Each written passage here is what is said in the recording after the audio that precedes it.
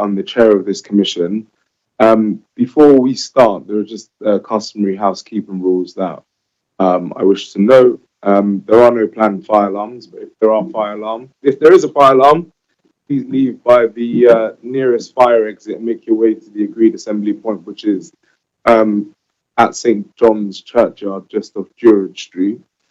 Council security staff will be available to direct you. Public toilets are just to the left of you, so if you come out the doors to your right, just on the left, down the corridor.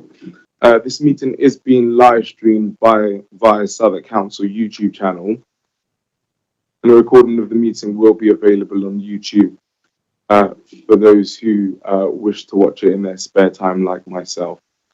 Members of the public are welcome to record and film proceedings of this meeting, photograph, tweet, well, I don't think they call it tweeting anymore, public proceedings of this meeting.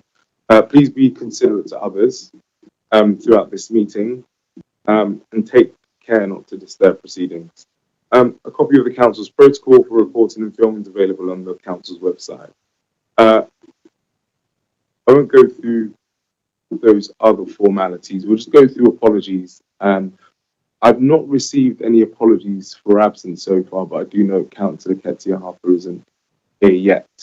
So if she turns up, then she'll join the meeting accordingly.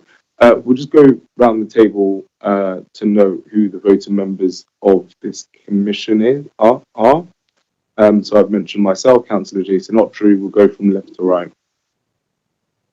Yes, please. Hello, I'm Councillor Richard Livingstone, Councillor for Old Kent Road Ward. Good evening. I'm Councillor Barry Hargrove, and I'm a voting member of this. Good evening, Chair. Good evening, everybody. I'm Councillor Catherine Rose. I'm Ward Councillor for Dulwich Wood Ward, and I'm also a voting member on this committee.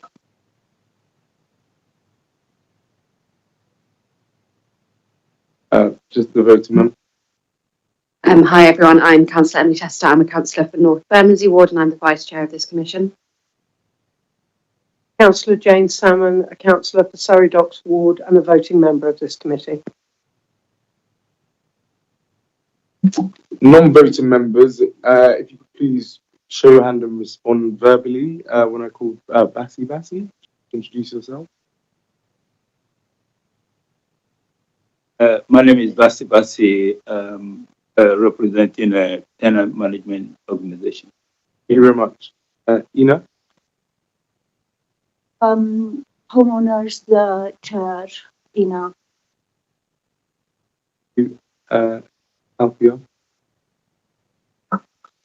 My name is Alfia Smith and I'm representing tenants. Thank you.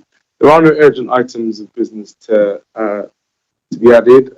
Members should have received an email today regarding a submission from the leader of the council as regards to the first item on the agenda that we'll discuss. Does any member, voting or non-voting, wish to declare any interest or dispensation with respect to any of the items on the agenda today? Yes, Councillor. Thank you, Chair. For items number 5 and 6, particularly regarding the Kirby Estate, the Kirby Estate is in the ward that I represent in North Bermondsey Ward, so I just wanted to sort of declare an interest, but I don't think it's a... Is that the right word? Interest, thank you. Thank you. Declare interest on item 5. I live in Devon Mansions and I will be. And on the basis that you'll be submitting evidence, you'll kindly excuse yourself from proceedings where you sit here as a non-voting member. And then when we come back to discussing other items that aren't in relation to Devon Mansions and others, you can. Is that okay? Perfect. For those online, Ina said that was okay. Councillor. Thank you. Yeah, I have also attended a meeting, a briefing to do with the Kirby Estate with Neil Coyle MP and the people that put together this report. So I don't think that prejudices.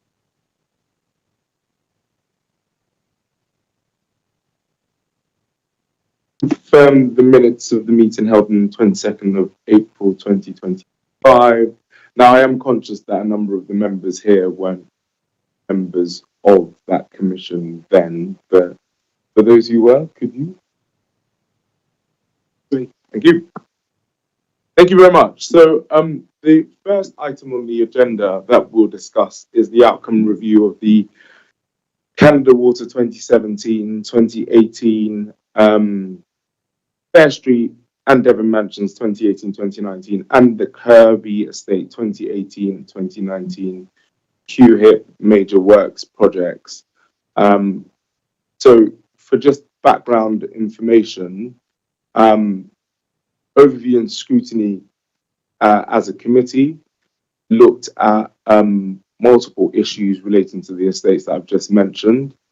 An independent report was commissioned, and the basis for which we've come here this evening is to discuss the contents of that report. Now, for those of you who wish to go through the history of the issues relating to the issues on the estate that I've mentioned as regards to QHIP, that is available on the YouTube channel. But what we're here primarily today is to discuss the contents of the report and most critically how we move forward here today. Now, as a commission, our role is to look at information that's brought to us, consider that, and then come up with recommendations. We're not technically a decision-making body in the way that the planning committee or other committees are formed.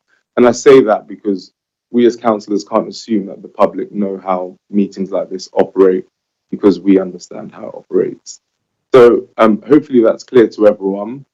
And what we would do before we kick off is the leader of the council has submitted a statement regarding this item, which some may have seen or may not have seen. So is it okay if I'll read it out, commission members? Is that okay? Thank you. So the leader says, as leader of Southwark Council, I welcome the reports that come to the Housing Scrutiny Commission tonight. I also look forward to formally receiving the Housing Scrutiny Commission's future recommendations to Cabinet. Southwark Council commissioned these reviews after concerns rightly were raised by the local people, tenants and leaseholders, as well as councillors for Rotherhithe and London Bridge and West Bermondsey, and the important work of the Council's Overview and Scrutiny Committee. Last year, during my time as Cabinet member, I led the Housing Department as it commissioned and carried out these reviews. They show serious concerns with the 3 projects at Canada Water, Fair Street, Devon Mansions, and Kirby Estate between 2019 and 2013. Poor management of significant works led to unacceptable outcomes for our residents, for our tenants, beg your pardon, and leaseholders. On behalf of the council, the leader says, I am very sorry the works fell short of the standards our residents rightly expect and deserve. Council's internal review into the 3 projects was completed some time ago. While I was Cabinet member, I oversaw significant changes in response to the issues raised, including introducing robust new contract management and oversight of major works. We've also reviewed our engagement with tenants and leaseholders to improve the way we listen to and consult with people. We've in addition recruited a new senior management team who are driving the fundamental change via our good landlord plan and establishing clear lines of accountability with people who live on our homes and estates. We know more needs to be done in partnership with our tenants and leaseholders to make sure work in our homes and estates meet the needs of everyone who lives there. Increasing trust between the council and our residents will be at the heart of everything we do while I'm council leader. Today's meeting and the publication of the reports are an important step towards rebuilding trust in the council on these 3 estates. Final paragraph, as leader, housing will continue to be my top priority, and I will work with the new cabinet member for council homes to take forward the commission's recommendations, make sure all actions are completed, and above all, re-establish trust between the council and tenants and leaseholders who have been impacted. Councillor Sarah King, leader of Southwark Council. So before I invite the ward councillors, for those who have had the chance to read the report, I think the failings in it are clear.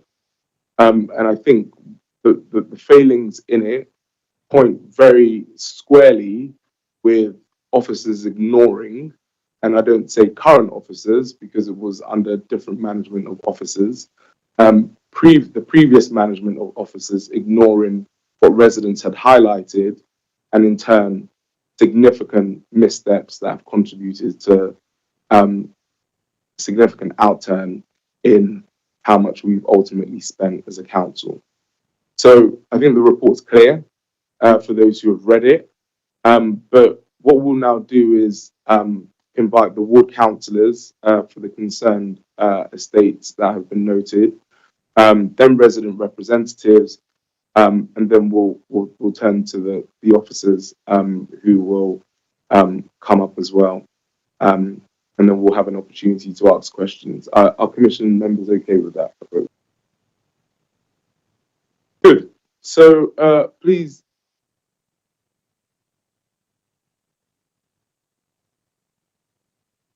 Sorry, I meant Canada Estate. That was. Sorry, Canada Estate. So for the record, Canada Estate.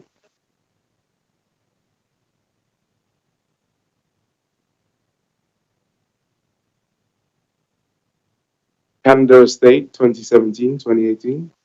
Okay, that's incorrect. Right. Okay, it's as I read on the page, but that's noted. It's a pecuniary point noted. We'll invite the councillors for London Bridge and West Bermondsey concerning Fair Street, Devon Mansions to come up, and we'll, if you can keep your representations to no longer than 10 minutes, please, and we'll take questions all at the end once all concerned have come up and presented. Thank you very much, Chair. I'm Councillor Sam Dalton. Councillor Emily Hickson. And we'll be speaking as the London Bridge and West Bermondsey ward councillors, specifically about the Devon Mansions Fair Street aspects of these major works reports. On behalf of tireless, dedicated residents, we brought the Devon Mansion major works failures to the Overthrow and Scrutiny Committee in November 2023. Since we had become the ward councillors for London Bridge and West Bermondsey a year and a half before that, we had gained a clear picture of just how catastrophic failings had been and just how much residents had been let down, attending countless online major works meetings where residents simply weren't getting the answers from and therefore initiating these investigations seemed the only solution to us. At that November 2023 meeting, we set out 4 key areas that we saw as needing investigation. These were the cost of the works, poor quality and the risks of the works, communication with residents, and staff performance. We were then pleased to see investigations launched following our bringing of this case to the OSC committee, and to see this including the internal part of the review by the task and finishing team, as well as, crucially, the independent review by Hellings. And ultimately, the central aim behind this was to ensure that residents only pay for works that have been done to a high standard, that they have full answers on why this project went so far over the budget, went on for so long, and was of such poor quality.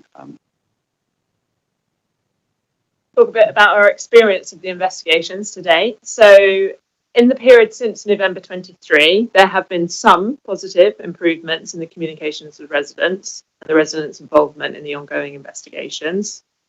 I say some because whereas up to that point, we've been attending ineffective online meetings with residents and officers, actually facilitated by an organisation called Open Communities, until they resigned because residents weren't getting the answers.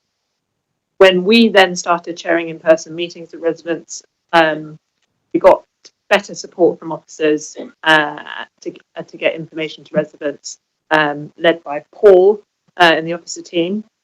So this was accompanied by a newsletter for residents and specific opportunities for residents to help shape the investigations, such as being able to help appoint the independent surveyor Pellings.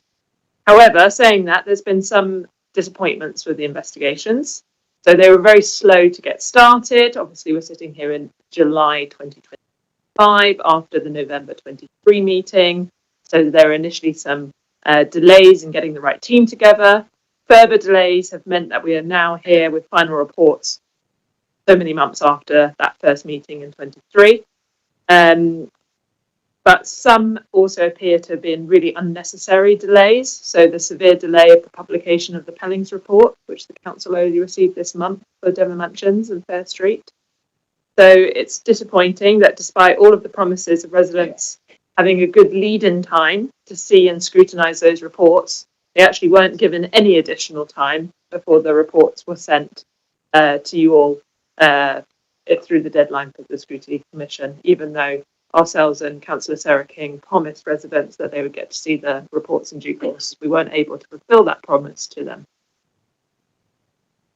To touch on some of the key findings from the reports we now have that we think are important and need picking up.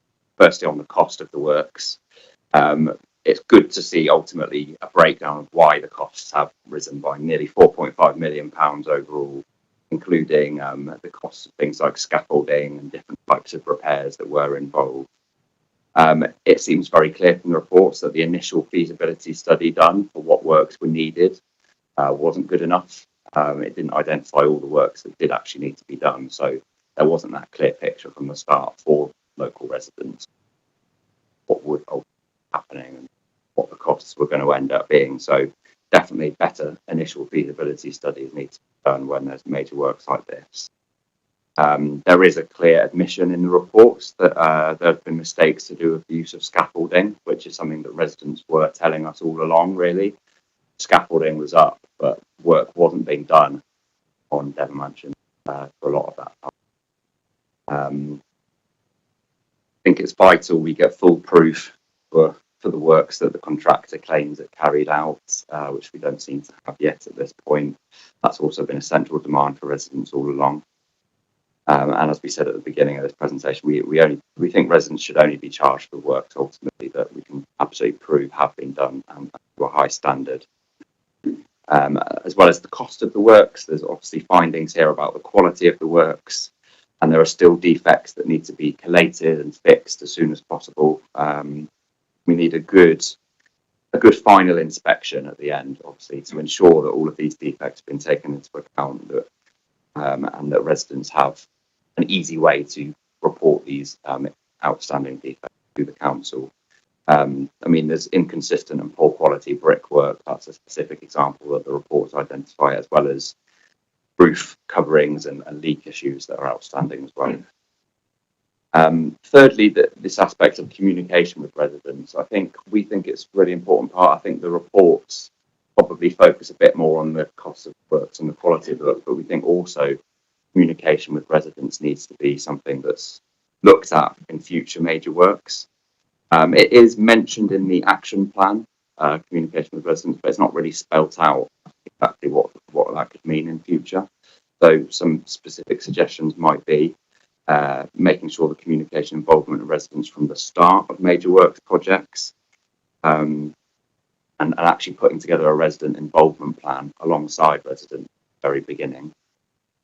Resident involvement in the appointing of the contractor and the arrangement of the works, having a resident panel at the start to oversee the works and hold the different organisations to account all along, and having good regular meetings for residents to attend online and offline, as well as other forms of communication such as letter. As mentioned, some of those things have started to come in during the investigations, but we need to make sure they're all there from the very start. And also having a senior point person at the council that residents can rely on to get in touch with about what's going on.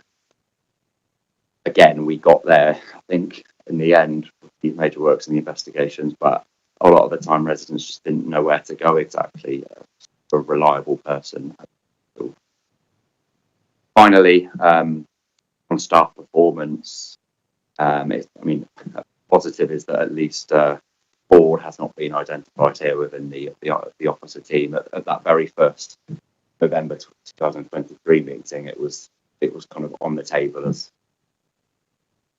that obviously there have been issues with performance in terms of the original offer to team, but at least it's not been that kind of serious fraud allegation that's realised.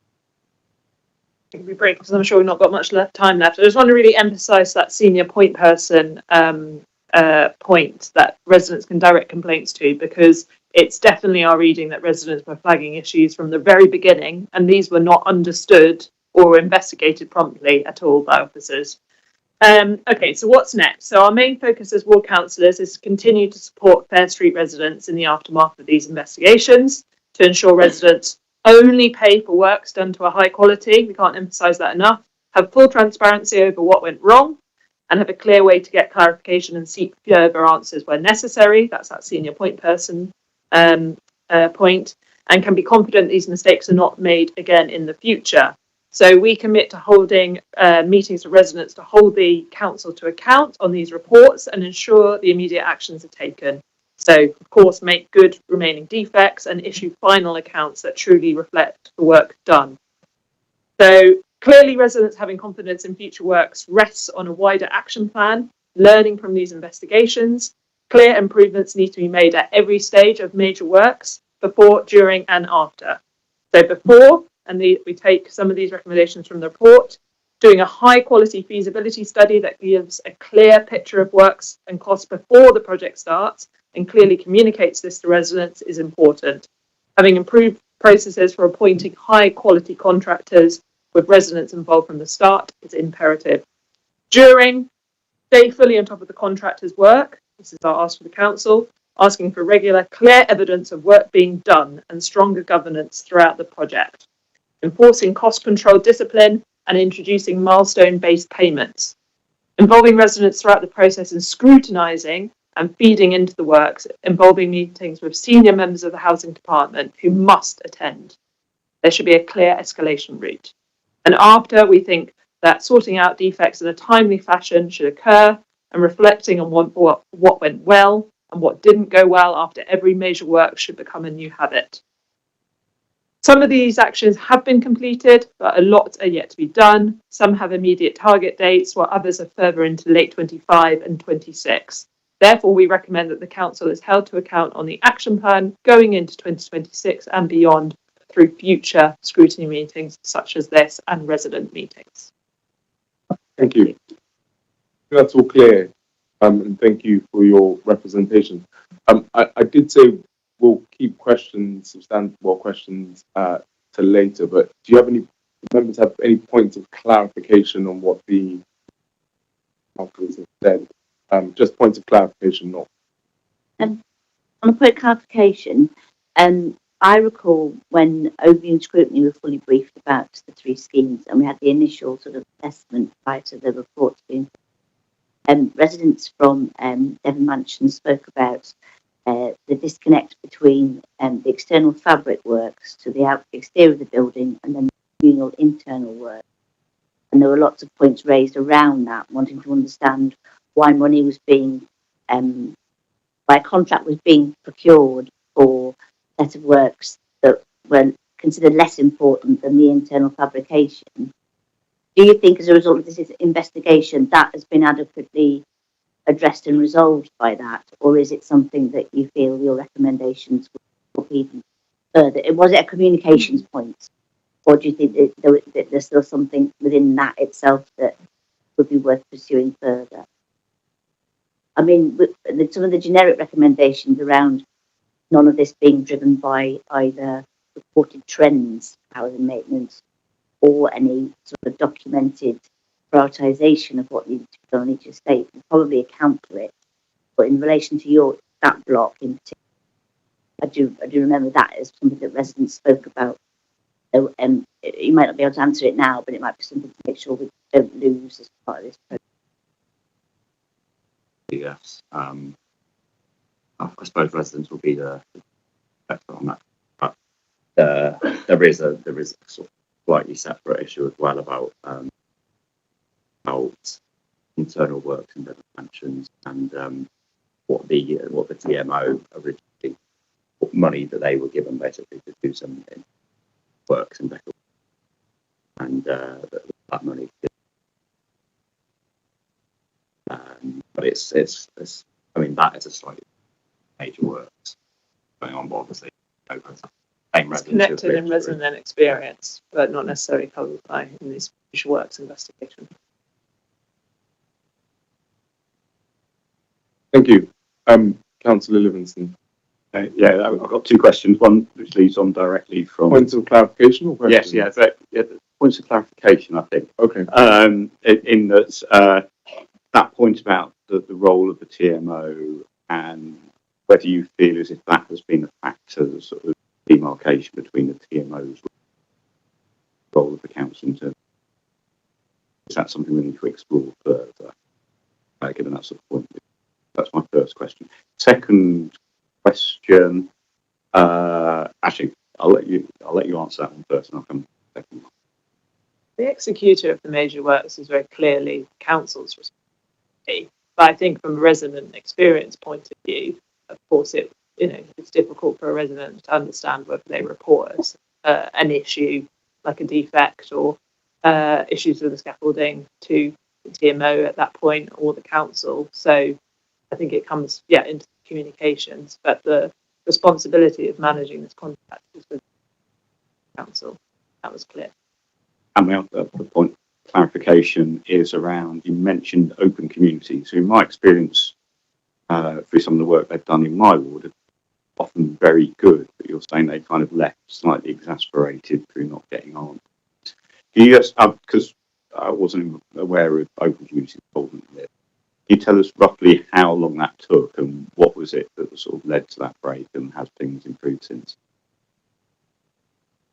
So they were putting on, facilitating, I believe it was monthly online meetings with Devon Mansions and Fair Street residents, certainly as soon as we started as the ward councillor. I think it started before that. And those meetings were just not proving to be effective at getting resident answers.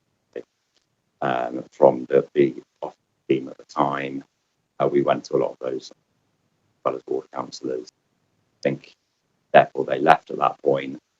I think it has been much more effective since when we've been chairing in-person meetings for residents, and the officer team that we've had on board since then, and Sarah King was a cabinet member during that time as well. I feel like it's been better at getting resident answers, I think, at that point. Great. Thank you. Thank you very much. We'll call you back later, should we need you. Thank you.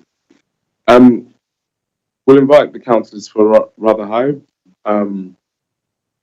with respect to Canada Water. Sorry. I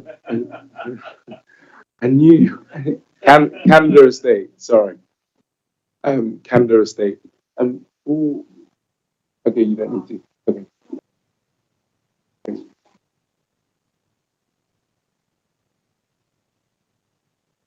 Okay. For Canada Estate, the board councillors.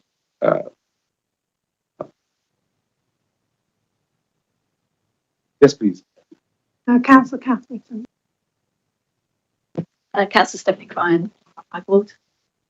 And Councillor Bethan Roberts, Rotherhithe Ward. I think like the Councillor Hickson and Councillor Dalton, we're really glad that these reports have been finalised. I think we share very similar frustrations around that. We do share frustrations about the timing of the Pellins report and that it was very late in the day. We have quite a few concerns around Pellins in general, the fact that they didn't turn up to resident meetings when they said they would.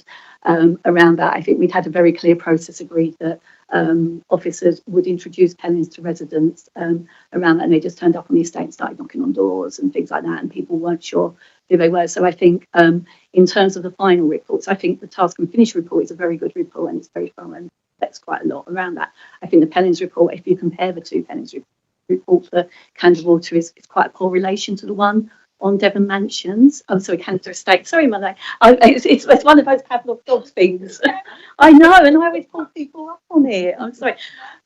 So I think, the Devon Mansions one, quite right, it is very sort of insightful and has a lot of information, whereas the one for Canada Estate isn't. And I do wonder why that is around there. So I don't think I don't think we're not happy with the Pellins outcomes and the Pellins report or their actions or how they approach this. However, that said, I'm glad we're at a stage now where we've got a report and we are able to move forward around that. I think the task and finish report explains is a much better picture of what happened. I think, coming back to sort of what was said around Devon Mansions, this is a contract that started during COVID. I think it's always very difficult to engage with people during COVID. However, my recollection of those meetings, which I went along to as a ward councillor, was that they were led by the major works team and not resident engagement, and there were no senior officers there. Therefore, trying to engage people through COVID through officers who were not really trained in resident engagement made it very, very tough and very, very difficult around that. So when concerns were raised, and we as ward councillors raised concerns as well, because it was locked down, because it was COVID, they weren't picked up in a way that we would hope that they would be around that as well. I think in terms of how the contracts were managed, I think the so-called liaison person from Durkin wasn't really very good at liaising with residents or with ward councillors, even was very quite dismissive of them and us during those meetings as well, which I think sort of comes across within those reports as well. I think for us, it's about absolutely what is the way forward, the action plan, and those actions do need to be taken on board and they need to be worked through. I think a place to bring them would probably be, to Cabinet maybe in a year's time, so the Cabinet can have a look at those and see how they're moving on with those as well. I also think that in terms of the task and finish group thing, I think there's a lot in there that, things like the brickwork to the low rises, there's a recommendation in there that they looked at every 2 years. I think there needs to be a commitment that does take place around that, as it has been brought out in the report. It says at the moment there are no issues, but it should have regular maintenance and monitoring, which we think they should do. And ultimately, remedial works for the windows have to be done. We've got residents living in the tower blocks where there are poorly installed windows, where there's wind is whistling through, where there are gaps, and that's really unsustainable. And those remedial works do have to come out. We do absolutely accept that for leaseholders there should be no additional charges around those remedial works, but there is also a worry the work has to be paid for somehow, and if it is paid for, it comes out the housing revenue account, which is contributed by tenants. So therefore, we also need to look at, we shouldn't be asking tenants to subsidise shoddy works either. And I think that is a complexity that the council do need to work out. And I think it's a complexity that Pellins just didn't understand when they did their report and their recommendations as well there. I'm going to hand over to Kath because I think Kath's got some things she wants to mention as well, don't you? I just want to say thank you to Paul Murta for his work. He's been absolutely a tower of strength for us and someone we can trust.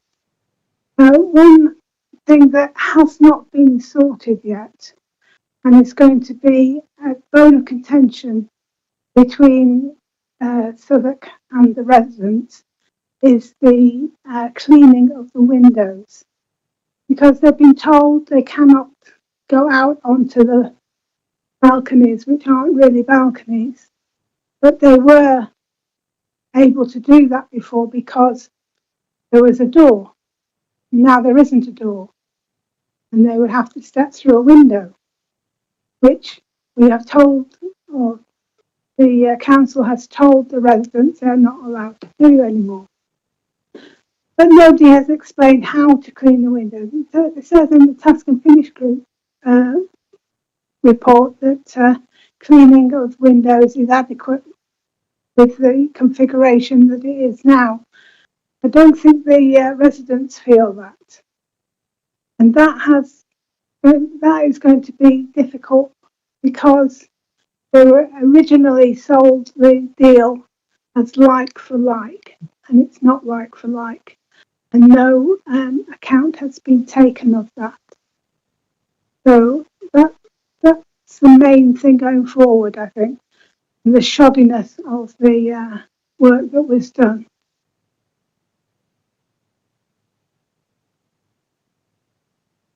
Yeah, so I wanted to obviously just to let people know that I do also live on Canada Estate, so I am speaking about this from both a local councillor but also a resident who these works started before I became a councillor, and just wanted to pick up on the communication issue and the lack of communication and the standard of communication that was throughout the process.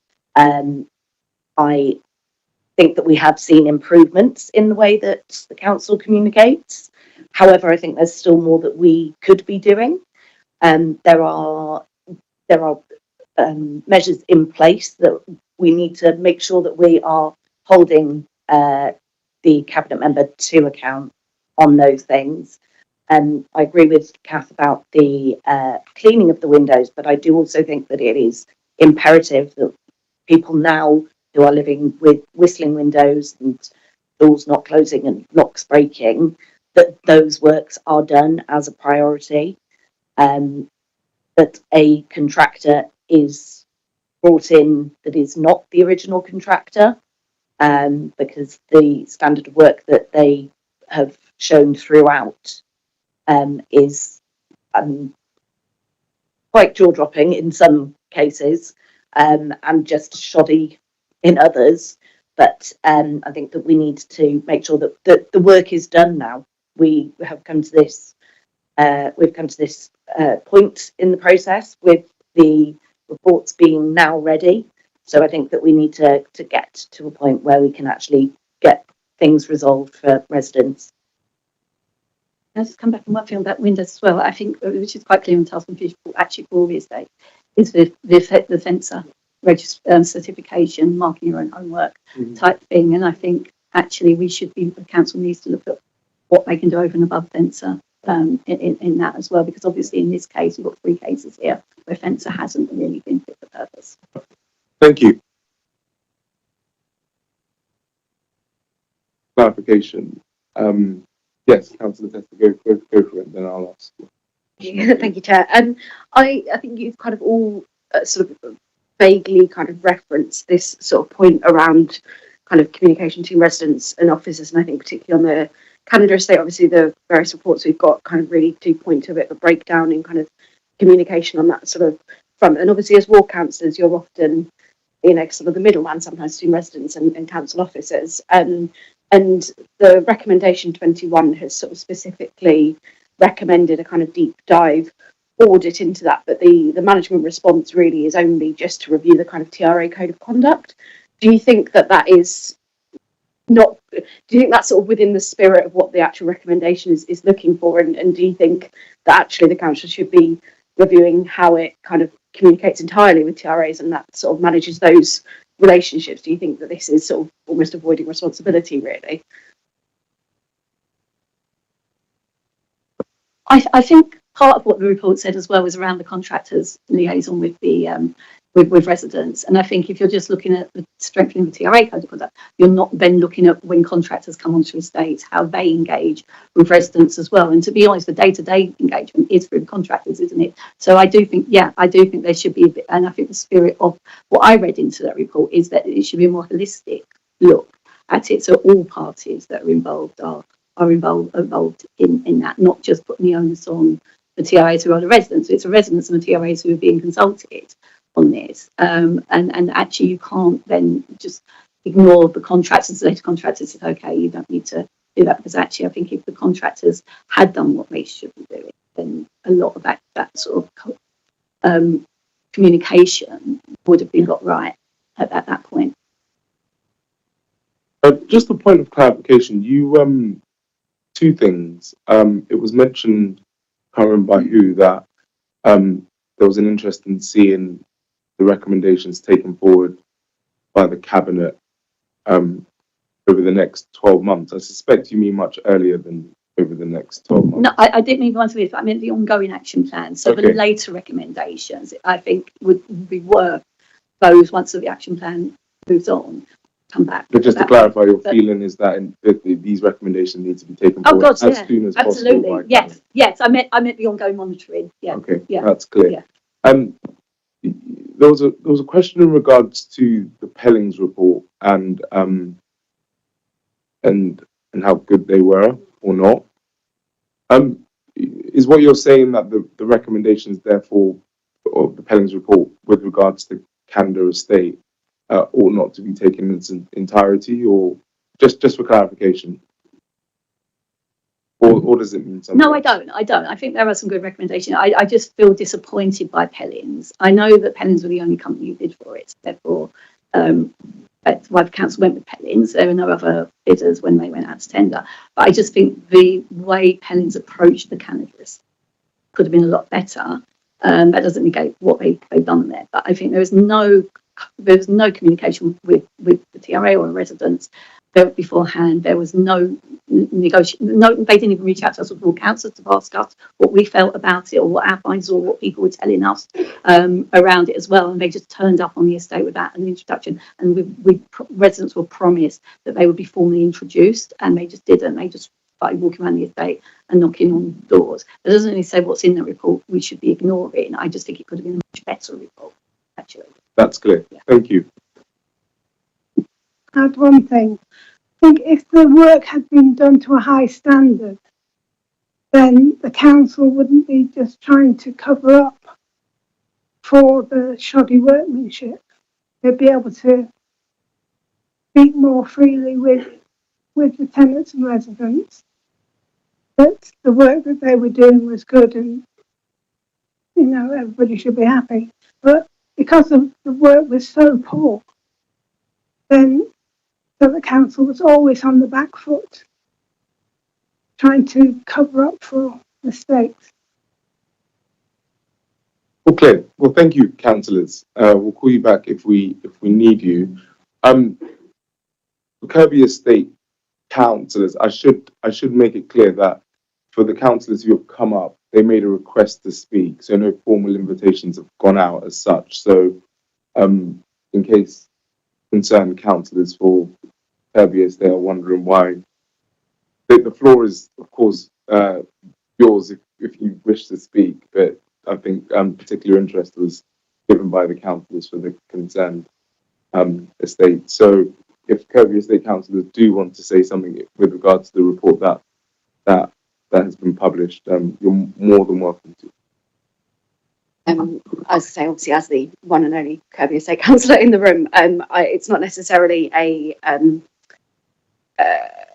point specifically kind of on the report itself. I think it's all relatively kind of self-explanatory. I think there is probably a sense of disappointment. I think that we weren't informed that other councillors were going to be addressing. So Should I make that clearer?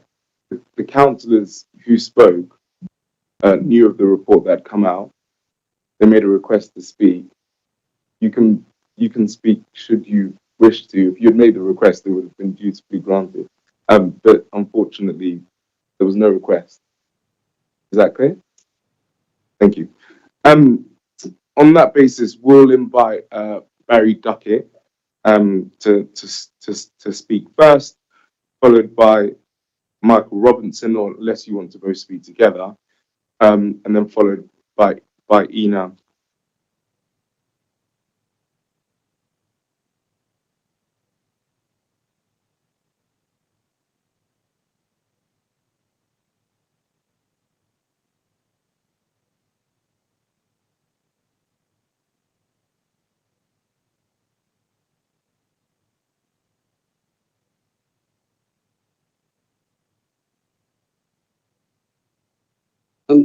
Sorry, before I say anything, I received a letter the other day over an allegation of my friend Jerry Hewitt and myself at a meeting. So I've actually been threatened that my tenancy may be taken away if I upset any councillor. If you'd like to look, it's really good.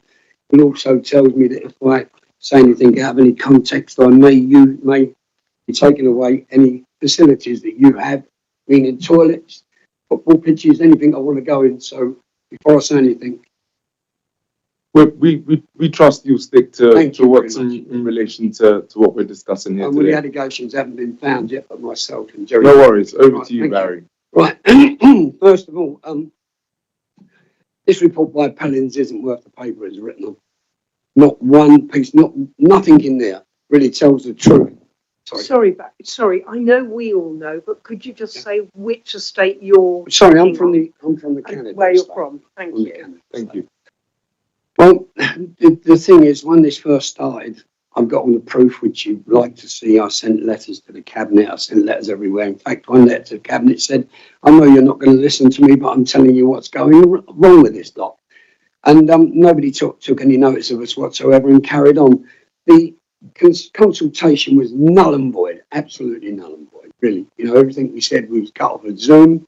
Perhaps we said too much. And when we complained about the windows, first of all, the windows turned up. You know the history, and we said the windows are not fit for purpose, take them away. But Calford Seedon decided to fit them, put the windows in with a void, and then started to fit the windows. So then we started having arguments.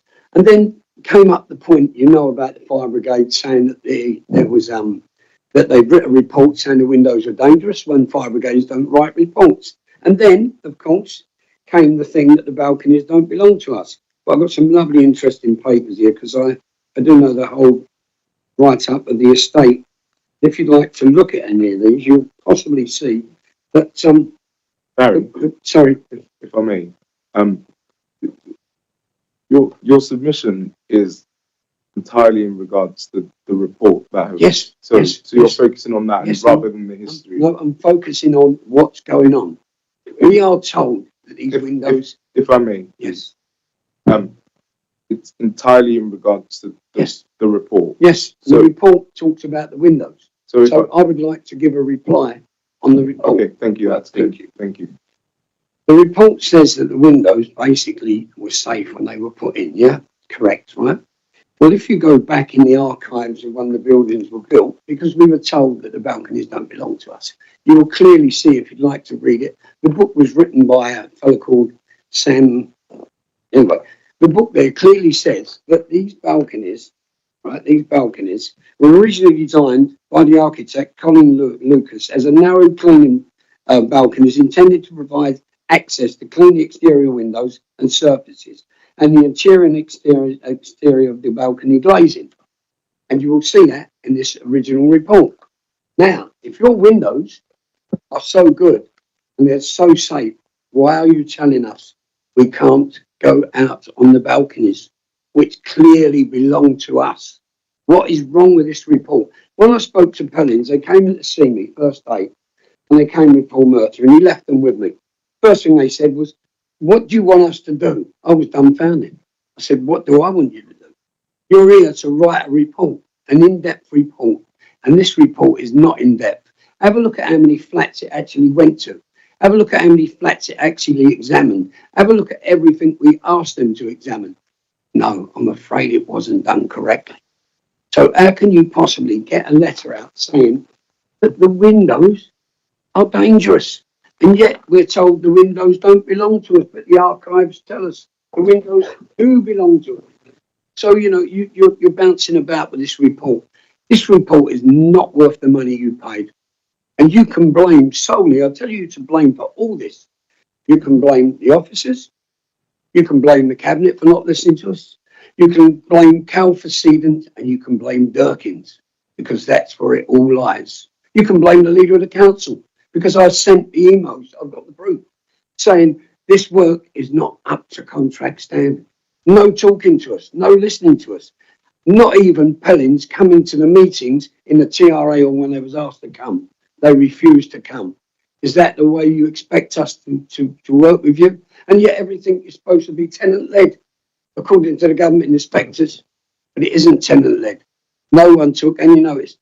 The only person I'd like to thank is Stephanie, because she listened to me. Stephanie actually listened to me, and Stephanie knows I don't get on with her, but she actually listened to me when we come to scrutiny, because Stephanie tried to bring us to scrutiny. They refused at first. But why do you pay so much for a report when this didn't need to happen? This should never have happened. If you'd have taken notice of us who lived there for 50 odd years and knew exactly what was going wrong. Because don't forget, this happened in 1999 when Chris Claridge, 1990, when Chris Claridge was a cabinet member for housing. I've still got the letters from there. There's nothing changed. Nothing's changed at all. You don't listen to us. You don't talk to us. And you don't ask us what's going wrong. But this report, I'm sorry, it's not in depth enough. They didn't do enough flats. They didn't come and see us. They just wandered around the estate, knocking on doors, hoping people were in. How good's that? Is that a report? Is that what you expect?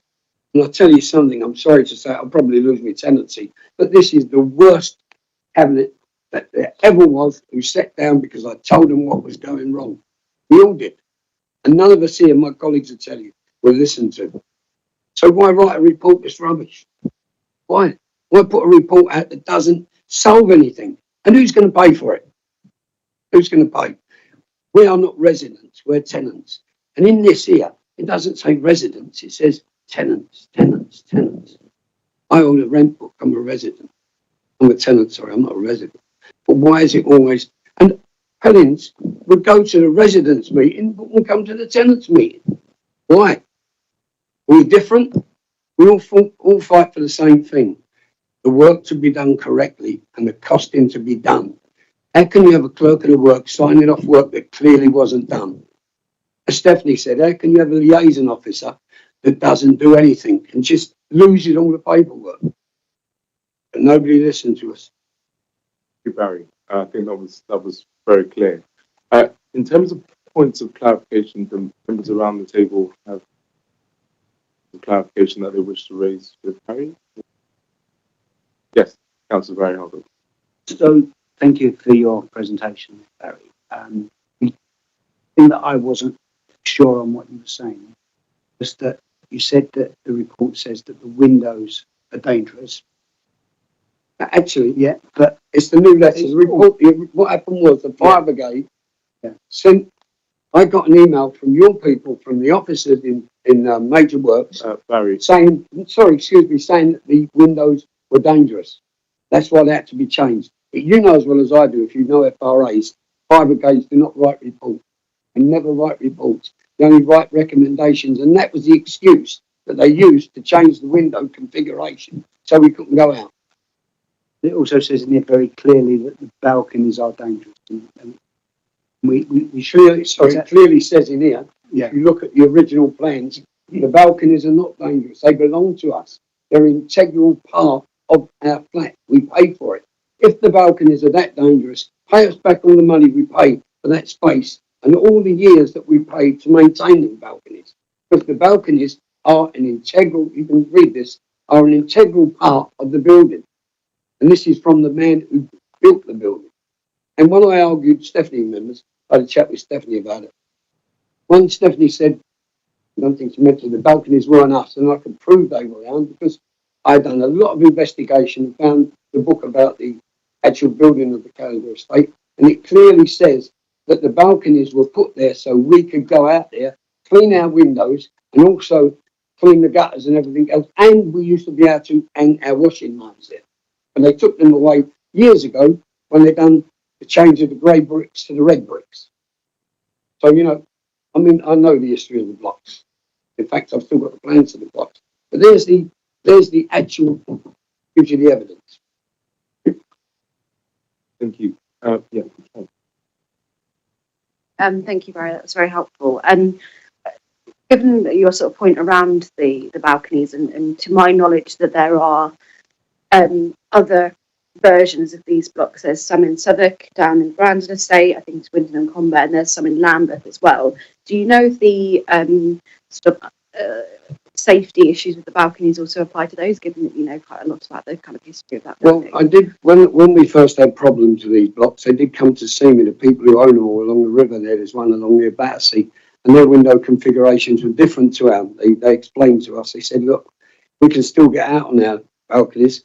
And when I said to them, well, you know, we can't, they said, well, why? You know, that's part, and that's when I first decided to go looking for evidence, which I could prove. Because when you're told that the balcony doesn't belong to you, when it clearly does, I mean, if you leased the flat, that is part of your leasehold. So you are being charged for that like we are, the HRA. But the problem is, the biggest problem there's going to be, where's the money coming from? Where is the money coming to put it right? Tell me. I mean, the HRA at the moment is struggling, as you know. So if my colleagues, the leaseholders who live on my estate, they're going to say, no, you don't have to pay. Where's it coming from? It's going to come out of the HRA. Sorry. That's clear. Just a point of clarification. You mentioned the Tenants and Residents Association. Yeah. I think you mentioned, was it a residence project, RPT? Yeah, that there right? was Just a question on that. So reading the report, which I know you have serious misgivings about, it mentions that relationship between London Borough of Southwark's project team, including the contractor and consultants, and some members of the TNRA and RPT, which they say challenging, tense, and occasionally hostile. What's your thoughts on that? Well, if hostile is telling the truth, well, it was, yes, I agree. It is hostile when you tell the truth and somebody says, sorry, you can't do that, and shuts you up, things like that. When you disagree with Calford Seedon, because Calford Seedon has changed the specifications without telling you, of course, things get a little bit heated. I mean, you know what I'm like, everybody knows what I'm like. But the thing is, if you tell the truth, you're shut down. And when the meetings were held in the library, we said, no, we don't want to go to the library. We do not wish to pay for the library. We want our own meetings, and we asked Pellings to come, and Pellings refused. So we were stuck in a situation where we didn't know what was going on because Pellings wouldn't tell us. I've got the emails to prove everything. I mean, loads of emails which I've sent out. But if you call being hostile telling the truth, well, yes, I'm hostile. Sure, that's useful. The reason why I asked it is because the report then goes on to say that nature of relationship ultimately led to a significant impact on the performance, the delivery cost, and the overall success of the project. Do you have absolute rubbish? The costing went up. The reason why, because it wasn't controlled. The work was not controlled. Let's put it this way: you've got a scaffold up and no one's on it, and they're still charging for work, and you're still paying for it. Calford Seedon saying, yes, the work's done. The clerk of the works was going round, sitting in the tea room, drinking all day, doing nothing. I would go in there and say, oh, come and look at this. Oh, no, I've done that, it's done. The problem is there was no liaison with us. They didn't want to talk to us, and they just wanted to carry on doing what they wanted, getting their monthly payments, which were paid out, and the work wasn't being done. Ask any of my colleagues, they'll tell you the truth.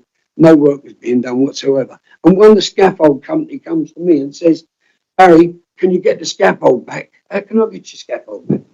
And then when I tell the cabinet, don't do the low rise, just tower blocks isn't done to specification, and Calford even tell them to go on and do it.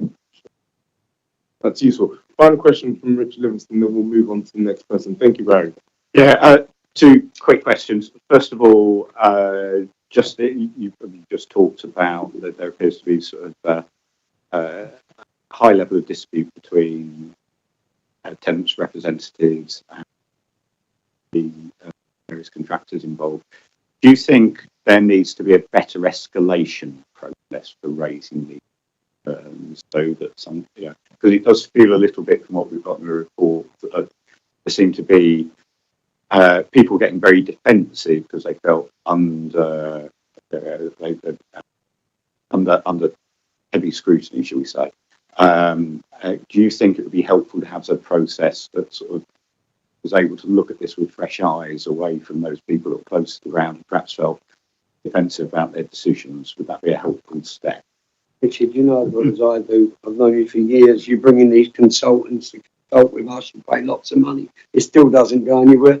You bring people in to talk to us, and of course most of the time they're there to save money. The problem is you don't listen, that's the problem. When I talk to your officers and say things are going wrong, no one comes to see us, no one comes down. That's where the breakdown is. When people like ourselves who've done 50 years in the tech movement tell you there's something wrong, you don't go, oh, disregard him. You don't know what he's talking about. We'll get a consultant in. How many consultants did they bring in during the time? Do you remember how many consultants? One of the Michael Score even come down to see me. and then he bought this Desmond in, and then he bought somebody else in. So we were paying, and still nothing was being done. Nothing at all. But you need to get yourself together. And as councillors, when you hear that we're saying there's a problem, you need to go and see these officers. All these officers up. You know, we've had 3 leaders. We've had about 5, what do you call it, cabinet members for housing during the time that this happened. Not one of them could make a decision. So how good's that? What trust have I got in the elected representatives who's supposed to be there representing me, not doing nothing, just letting the money go? Even though I told them the money is going, the scaffold's up a year too much, and don't do the rest of the work. And then all of a sudden they realise we were right. Who's to blame? Not me. Thanks a lot, Barry. Appreciate the I keep my tenancy. Thank you. That's not my decision, but you've been very helpful. Thank you very much, Barry. Thank you. No, that's not how it works. No, excuse me, madam. Oh, excuse me. I appreciate you speaking from the floor, but that's not how it works. With all due respect. Thank you. Michael Robinson, please. And if you could keep to 7 minutes, because we are tight on time, please. Thank you. A second. Could you state which Certainly. estate you're representing? Michael Robertson. I'm also from the Canada Estate and formulate part of the resident panel that was put together by the task and finishing team, which was adjoined to the scrutiny process, like the identification and the action plan.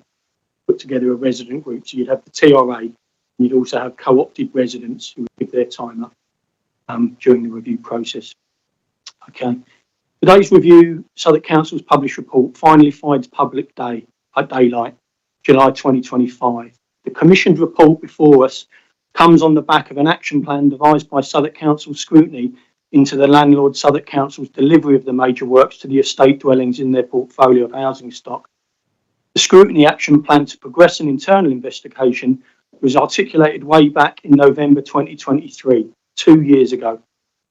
2 very long, arduous calendar years. Process review. Getting to the stage of even having the aforementioned major works in front of Southwark Council Scrutiny was likened to willfully having teeth extracted without anaesthetic. It was an absolute battle for the impacted residents.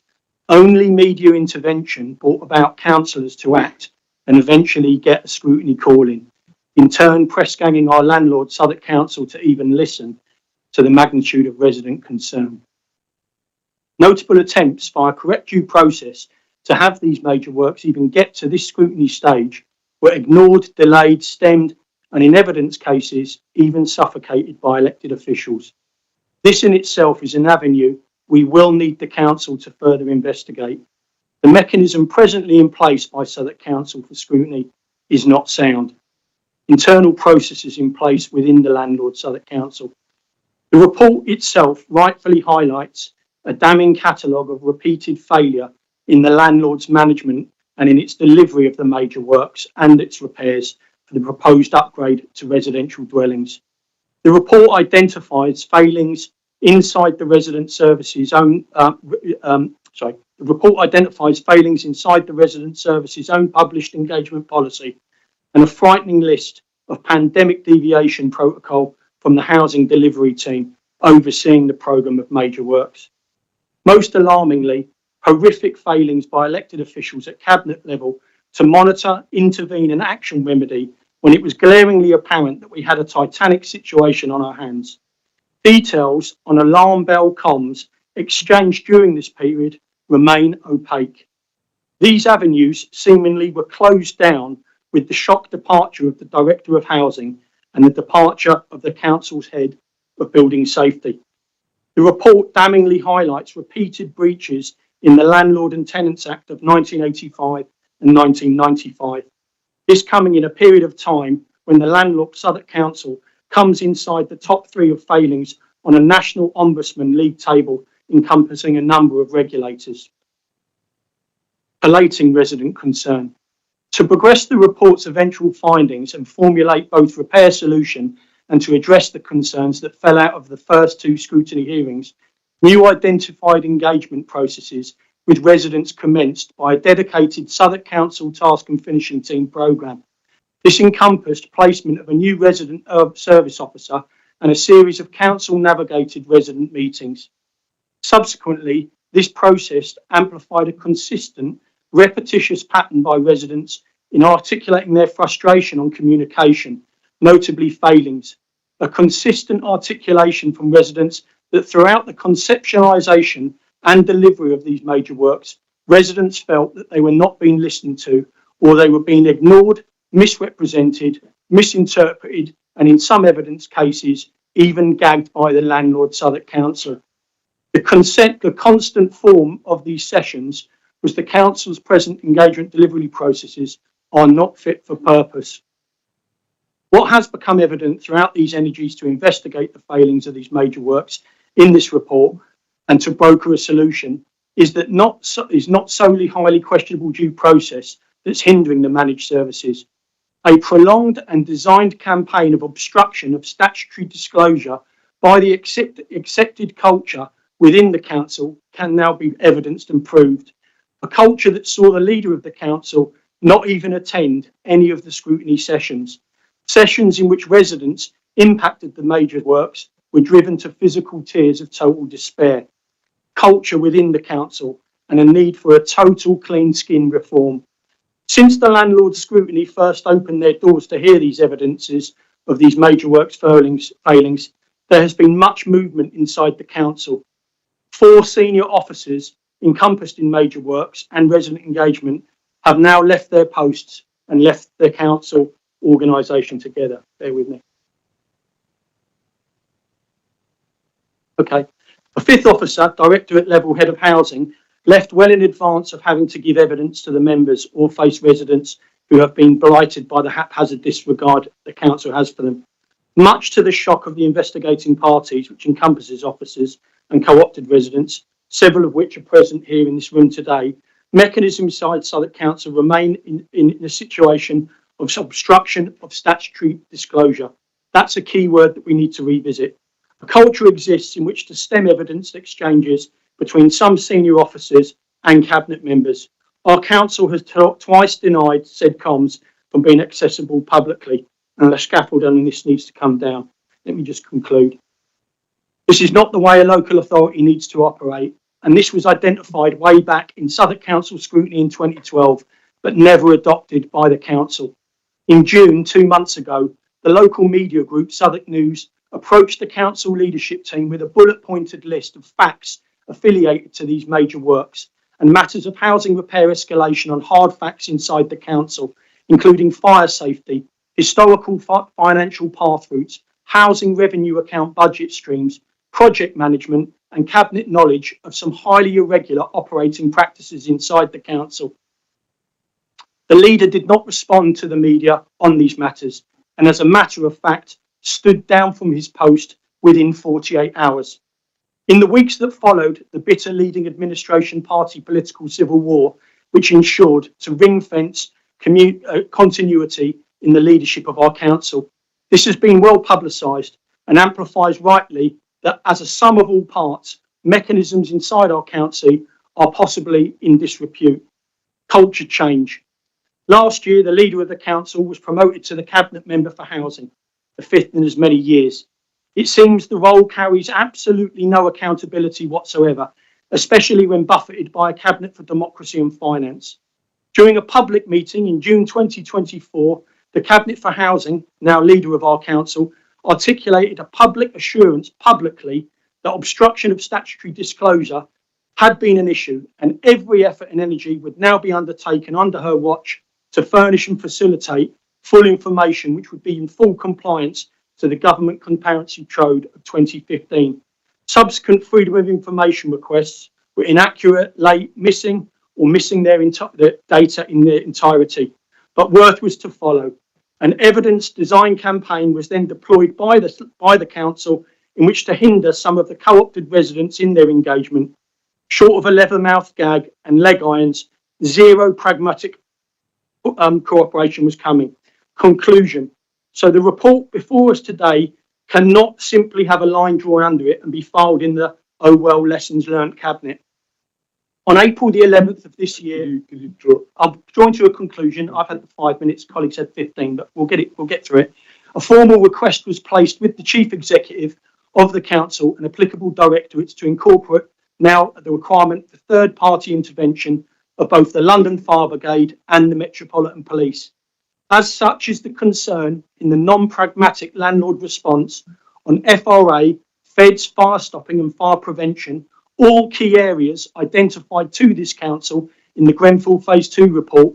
We now urge our landlords to bring in third-party intervention and fully and forensically look at all historical major works delivery to the estates that are in this room today and the wider portfolio.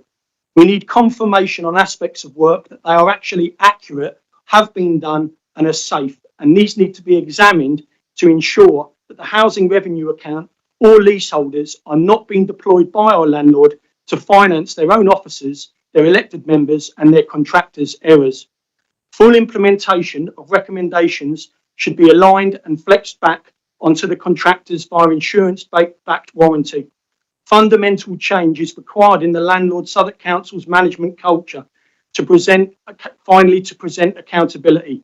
We would call the new leader to be true to her word and to review the discontinued involvement of any cabinet members encompassed over a 5-year period.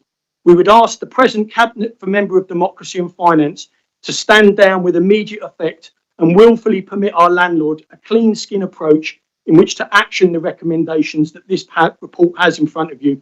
We would openly call now for the leader of the council to commence in restoring faith to residents, tenants and leaseholders Southwark-wide in an actionable, measurable course of action. Thank you, Michael.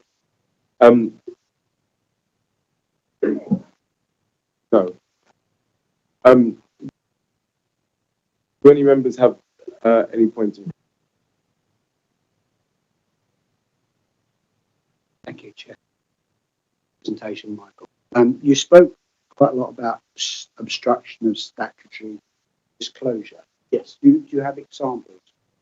I do, yes. So on 2 occasions that we've asked for all the communication from the Cabinet and the Director of Housing, it's been refused. We've had other situations where we've asked for the procurement audit trail.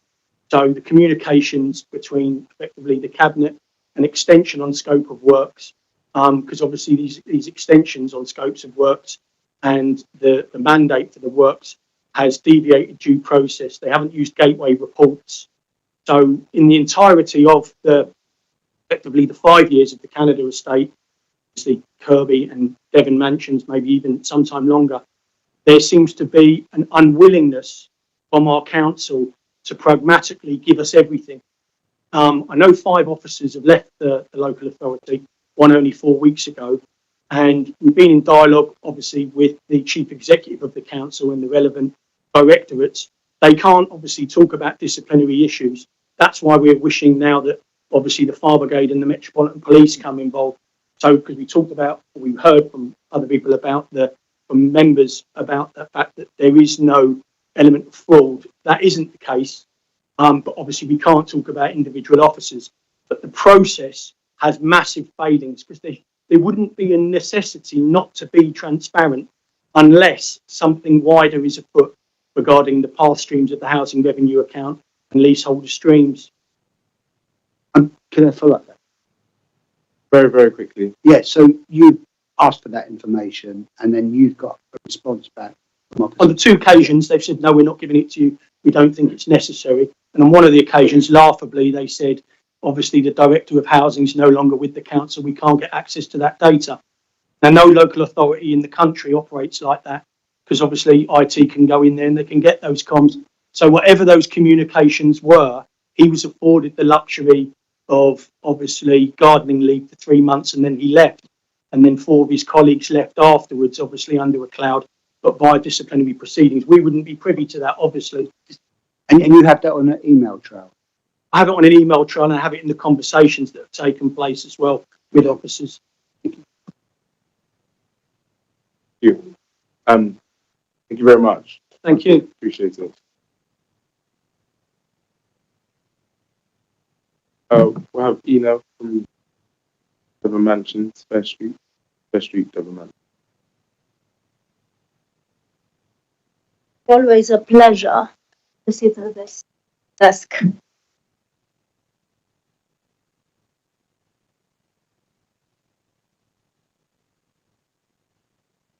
Give me a second.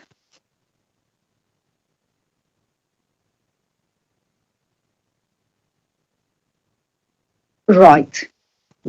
So thank you. Before I start with the presentations, thank you for some very, very good questions. The question about statutory disclosure, which you are going to find it in our presentation as well, is what is expected from a public authority is that if you ask a question from a director or from a senior manager to get the answer, but we don't get it. So one of the reasons you ask why Canada Estate is not in such a detail as Devon mentions is because we discovered very early in the process that we are not given the right information. So we apply statutory disclosure, and we put FOIs and FOIs, and we have dozens of FOIs. So not only that we kept all the email trails, but also we rely on FOIs. So when the investigation started, we could provide dozens, hundreds, not dozens of emails and FOIs. Thank you for the other two questions which you asked. On the content of the report, so that we can be focused, rather than responding to questions that haven't been asked to you directly. Could we focus on? They are fundamentally because they are addressed. I understand. Just so that we can be very Chair, I do, Chair. Yeah, just so we can be Chair, very focused on what your views are on the report. Thank you. Thank you, Chair. So in your inbox there is 123 pages of presentation of answer, but what I decided to create another 5 pages which are much easier to follow, and it would make the main points. In the Fair Street Devon Mansions, both in Pellings and the TFT report, there are actually 2 sides. One side it's called CWG18, Area 2, which regards to the external part of the building, but also it's a structural condition which is K180013, which is the internal part. The internal part is the connection with the TMO works, and we are going to address it later. So on the first page of the presentation, you have is only the bullet points which would highlight what are the major issues pointed by both TFT and also by Pellings. Spending 10 million without a formal contract is something for Southwark to think of. Inadequate feasibility report, which is throughout. Substandard works, no workmanship, damages to the building. 9 months of scaffolding documented by us with emails, with notes, and with escalations. Increases in preliminaries cost because of the lack of planning, which we email. You have on the right side and in your big presentation dozens of emails in which we follow, and we explain to the management up to the CEO what is going on the site. Breach of health and safety on the site. We provided during the works pictures, and no one even bothered to look at the pictures. Smoke and fires, wires unprotected. We had 22 residents meetings of escalations. In each of the meetings, we have minutes, and we escalated to the management. Absolutely not a single one was addressed. We, through FOIs, we discovered the procurement override, which we indicated to the two investigations, 40% increase in the cost of the flat roofs without having any benchmark of the cost. Again, it was an FOI, we knew the information.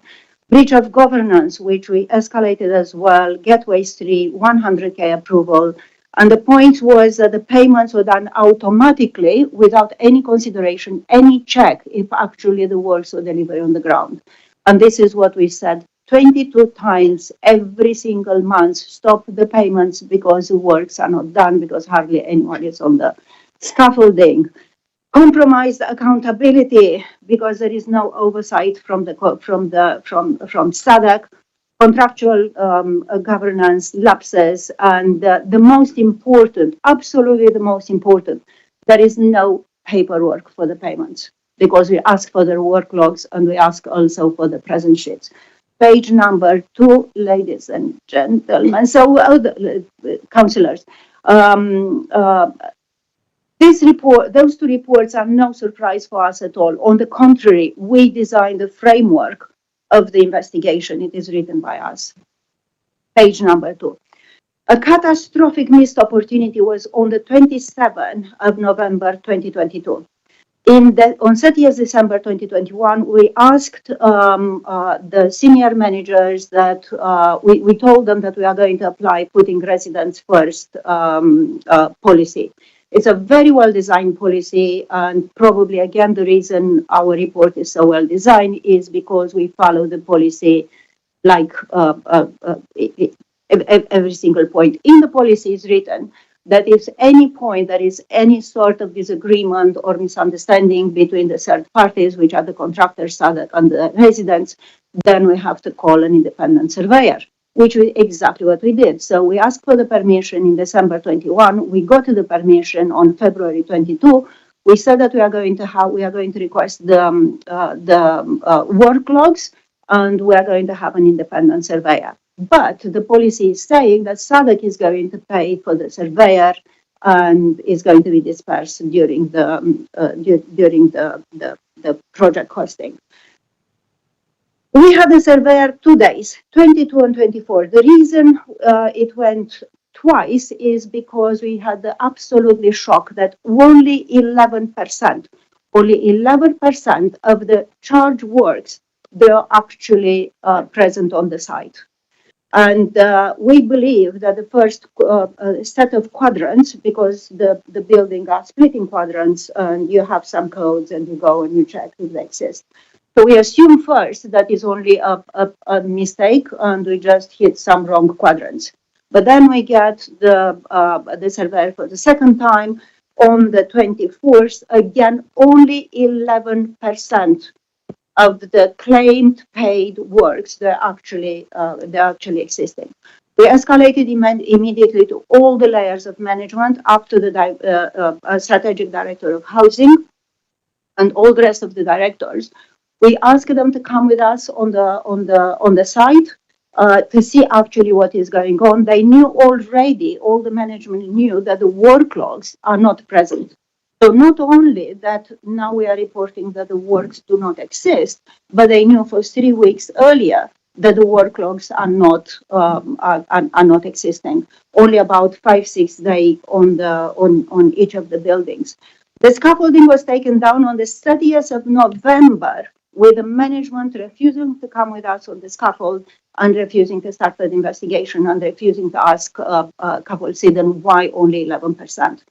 The rest of my colleagues here in Devon Mansion, they asked the surveyor to go on the other blocks as well, because some other there are 21 blocks, Devon Mansions. The scaffolding was present on other sites, so we said, okay, you took it from one block, what about the rest of the 20 blocks? We need to do the investigation. No one replied from the management. So it's severely concerning that a site which is 200 meters from this site, we are reporting that there are no logs, work logs. We are reporting that no one is on the scaffolding for 2 years and no one came on the site. We are talking about 2.23 million. Is it really not worth 200 meters from this office to Devon Mansions for 2.23 million? I'm going to continue. So Pellings is highlighting in the report that the only tangible information from the site at that time is that report.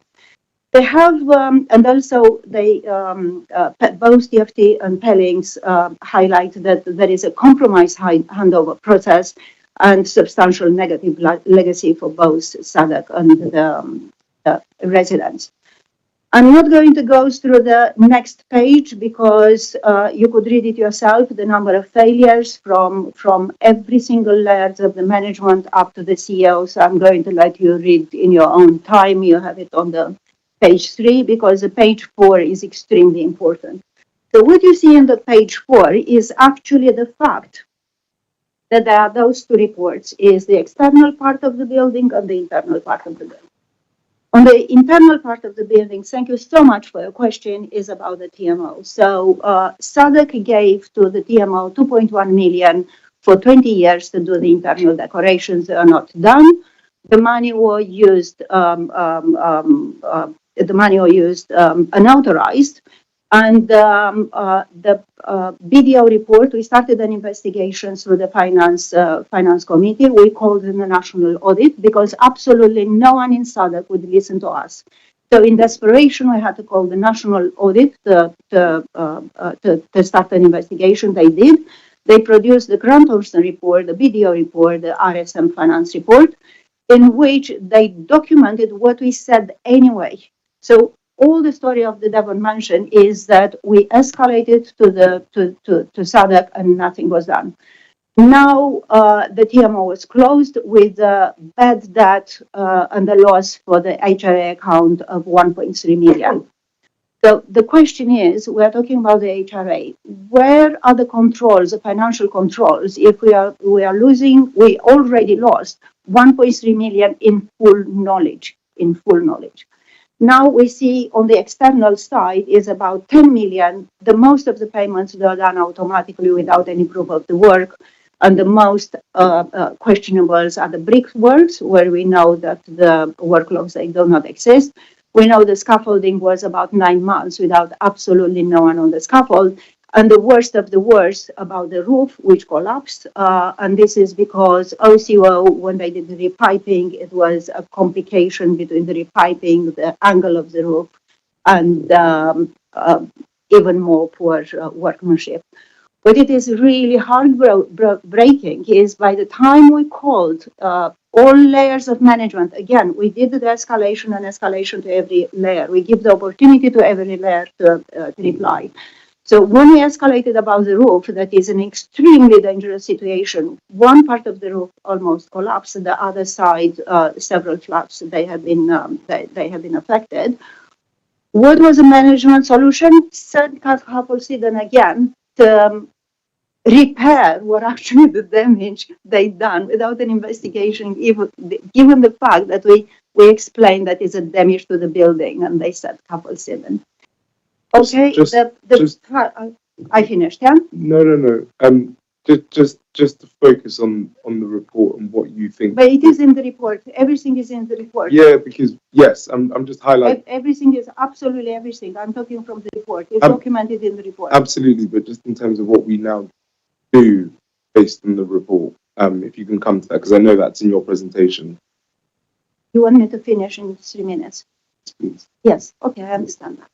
So the last page is what are the next steps we expect to be. The point raised in the TFT report that having a piecemeal approach to Devon Mansions, it would be a mistake in this in this situation, because we are talking about 12 million already paid, and the buildings are in a kind of a passive vandalism. So if we change the management, we have to change the management culture, because it's increasing disregard to accountability. Not a single time we're listened for the last 7 years, and we have to apply to the ICO and to FOIs because we couldn't trust. The second one would be making organizing the working group with relevant officers from Southwark to make a strategy for the Devon Mansions, both externally and internally, because Southwark already spent 12 million, and the buildings are in a worse situation than actually was previously.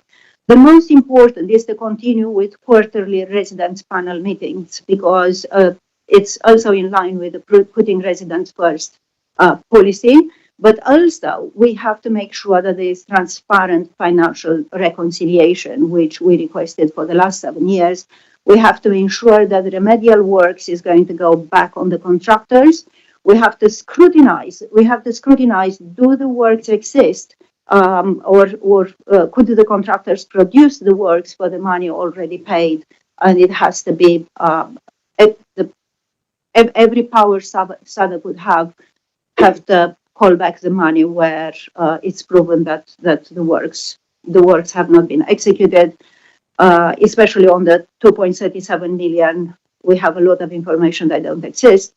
Also, the most important is the part of the roof, because we have fundamental fire safety compliance failure, and we escalated, and now we have to do it. And also the stair core landing, they have structural issues. So not only that we don't have the money, because the money went, but there are structural issues.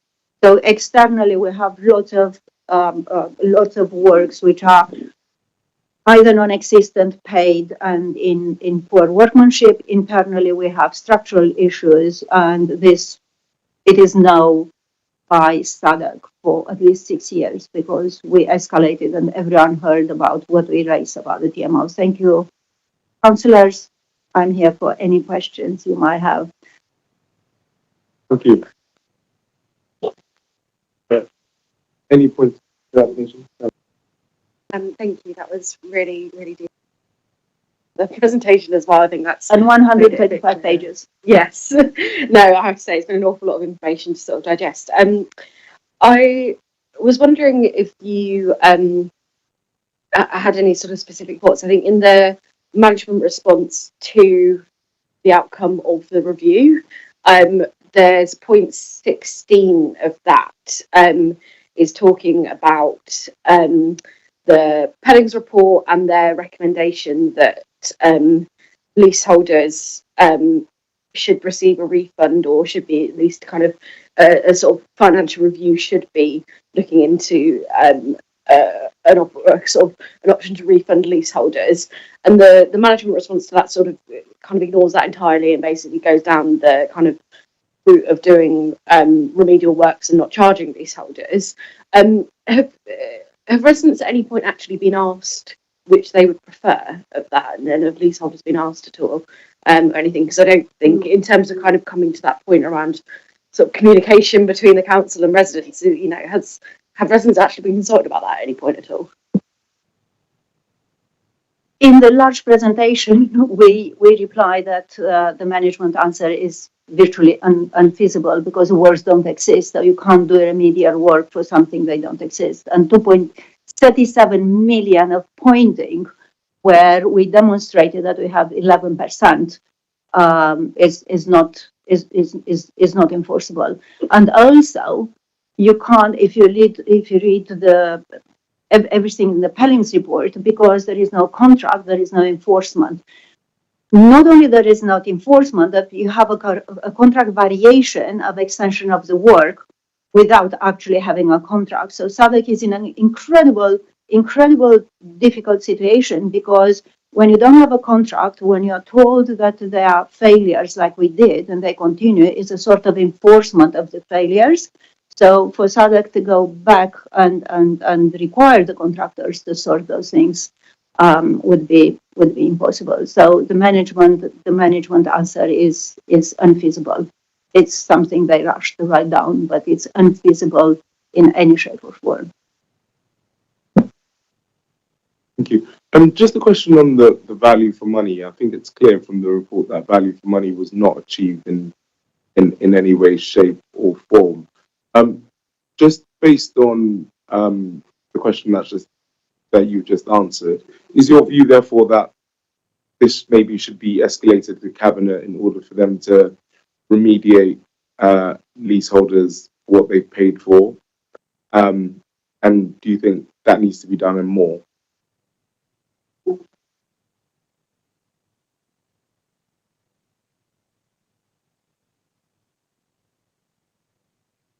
Sorry, SADC has been the previous 2 years under the national audit because of the TMO money. Now KPMG wrote last year that is a high reputational risk for Southwark because those two issues, internal and external.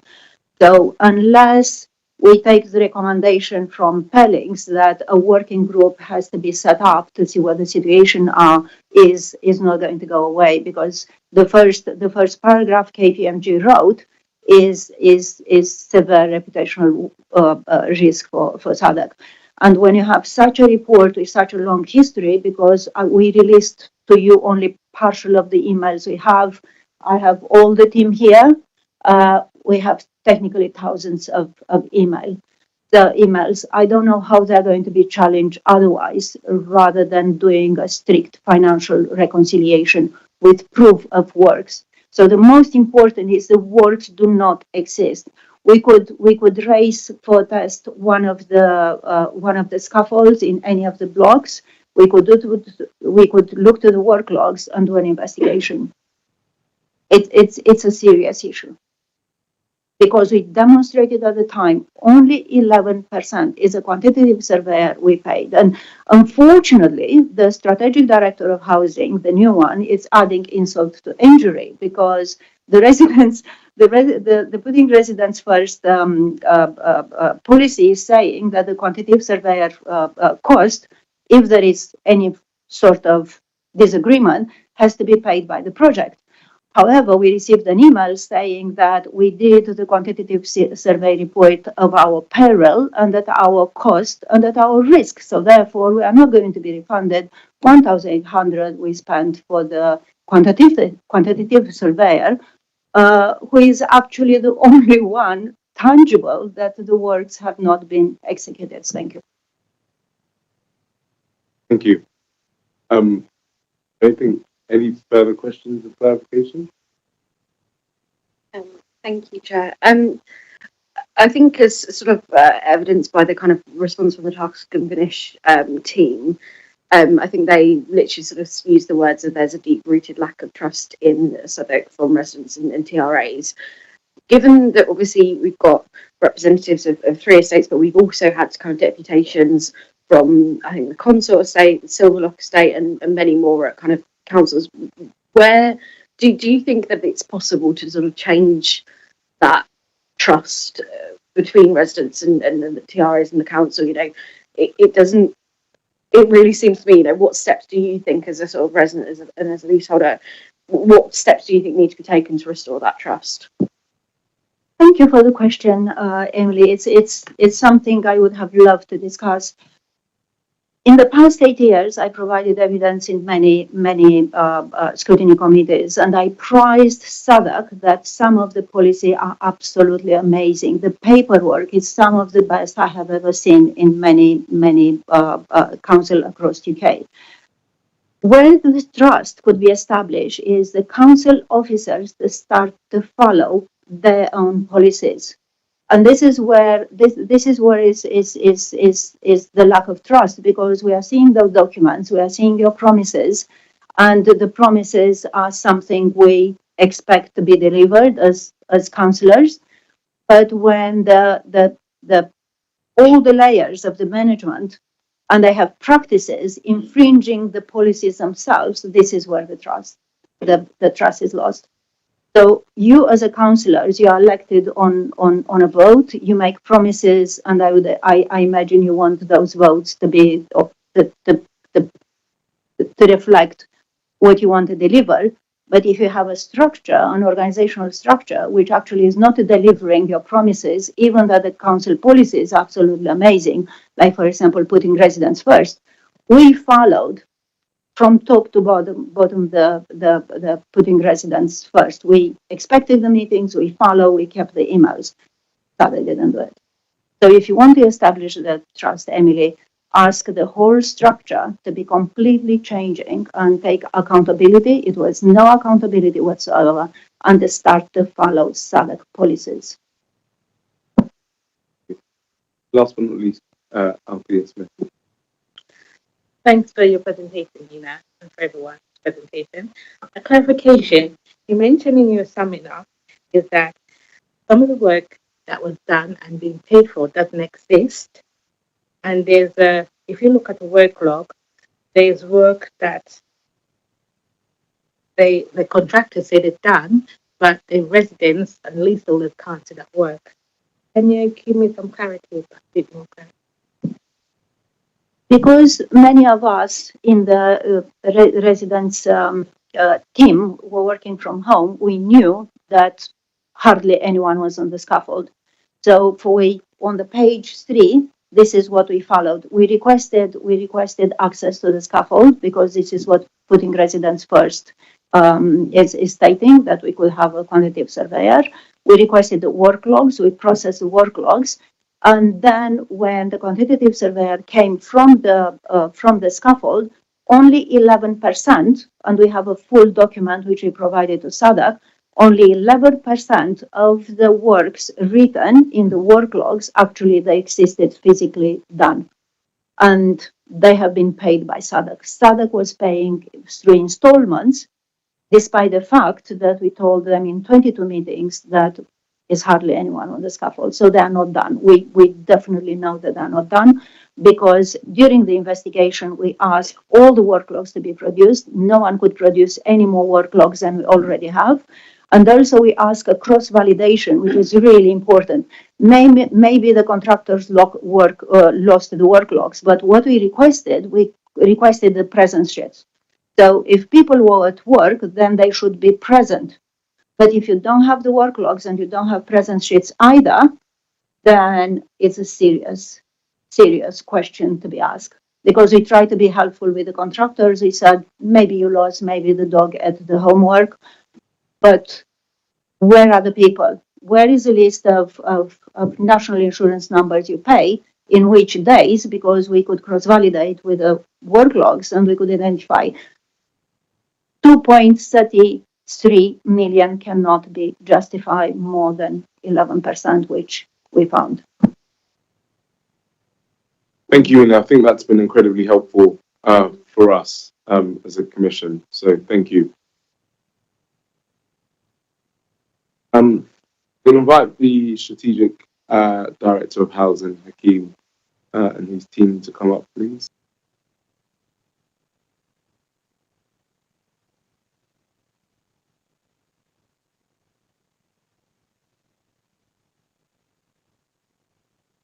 If officers can introduce themselves and then the reports, please. Hi, my name's Ryan Collymore and I'm the Director of Repairs and Maintenance. Good evening. My name is Hakeem Oshnaki, Strategic Director of Housing. Evening. My name is Paul Mercer. I'm the Interim Design Delivery Manager and was also Lead Officer for the Staffing Team. Good evening all. I'm Saeed Kader. I'm Interim Director, Assistant Director of Plan Maintenance. Can you draw the mics closer to your mouth when speaking, please, so we can hear you?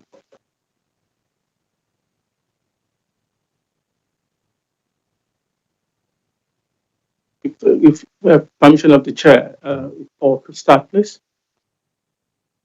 Thank you, Chair. Thank you, members. I've introduced myself. I just thought it'd be useful and reassuring just to give a little bit of background about myself. I am a chartered building surveyor. I've been since 1996. For my sins, I've spent all of my career, 44 years in social housing. The last 24 years, I've occupied assistant director or director level with housing associations and local authority. Before coming to Southwark 18 months ago, I was the assistant director for social housing and for the Barbican at the City of London Corporation. I joined Southwark early in 2024. One of my key roles, obviously, was to head up the task and finishing team. The task and finishing team was recruited especially to carry out an internal review of 3 specific high-risk major works projects, and we've heard about those as the meeting progressed this evening. The purpose of that review was to identify what, if anything, had gone wrong in the delivery of these 3 projects, to establish the lessons learned from these projects to ensure as far as possible that we avoid future similar issues, and to make recommendations for future projects that would help improve the service going forward. In terms of the Tier 2 report, if I may, Chair, may I just clear up some confusion, because I noticed that the Chair was confused and so were the members about the dating on the reports of the specific project. those project dates, 2017-18 for Canada, doesn't mean the works were done in 2017-18. It's actually a reference point for when they were originally intended to be done. So we still use, when the QKIP programme was set up, it was broken down into various years. And 2017-18 was the year it was expected that the Canada estate would be done. Unfortunately, things changed, flexibility, slippage. We do know that that wasn't the year the works were carried out, but we keep that reference for all of correspondence relating to that project.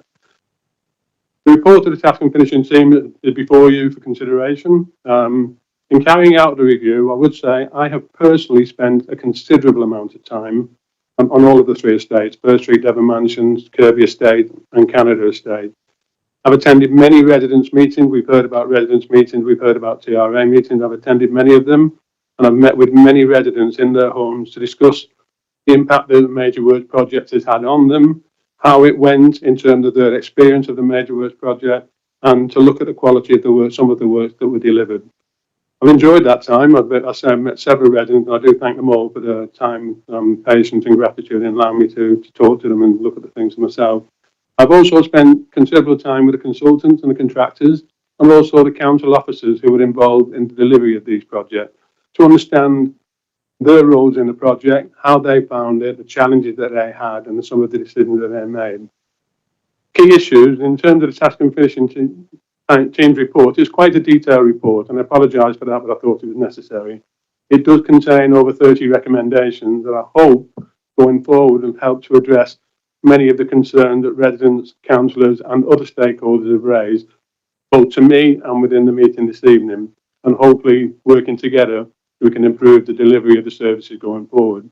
Many of the key issues have already been identified and discussed, but the key issues in summary for the task and finishing team were reviewing and updating some of the relevant tender and contract documentation, including specifications, work schedules, contracts, reviewing and updating the consultancy contracts to make sure that we don't, that we can get value for money from our consultants and we don't pay consultants for their failings, if you like, to ensure that council staff have the necessary skills, experience and the support from senior management to enable them to provide the robust oversight on future major works projects.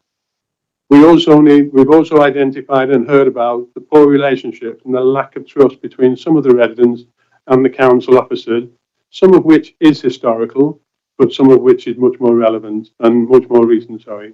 And this has had a detrimental effect on delivery of some of these major works projects.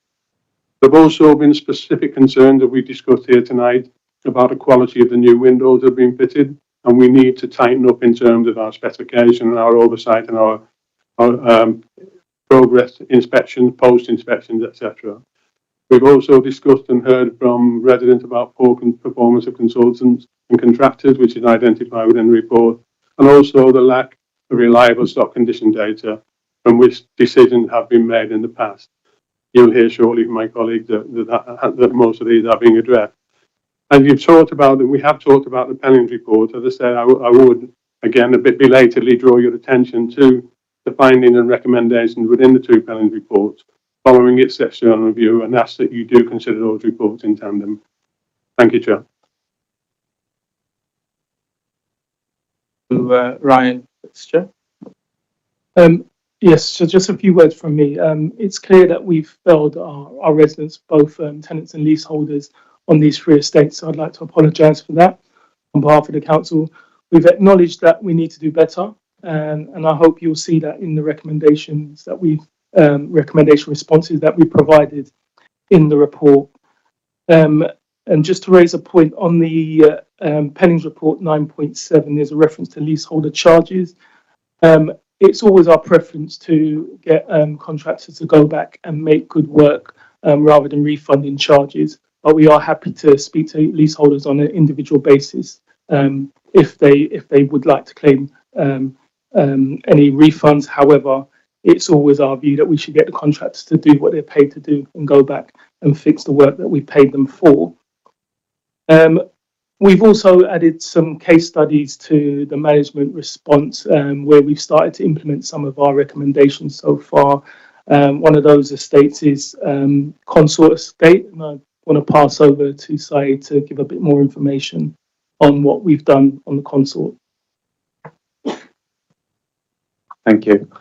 On consort, which has also come to the OSC committee, we came up with a number of recommendations, and what I've done is listed some of the recommendations from the report and then said what we're doing, what we're implementing it on the consort state.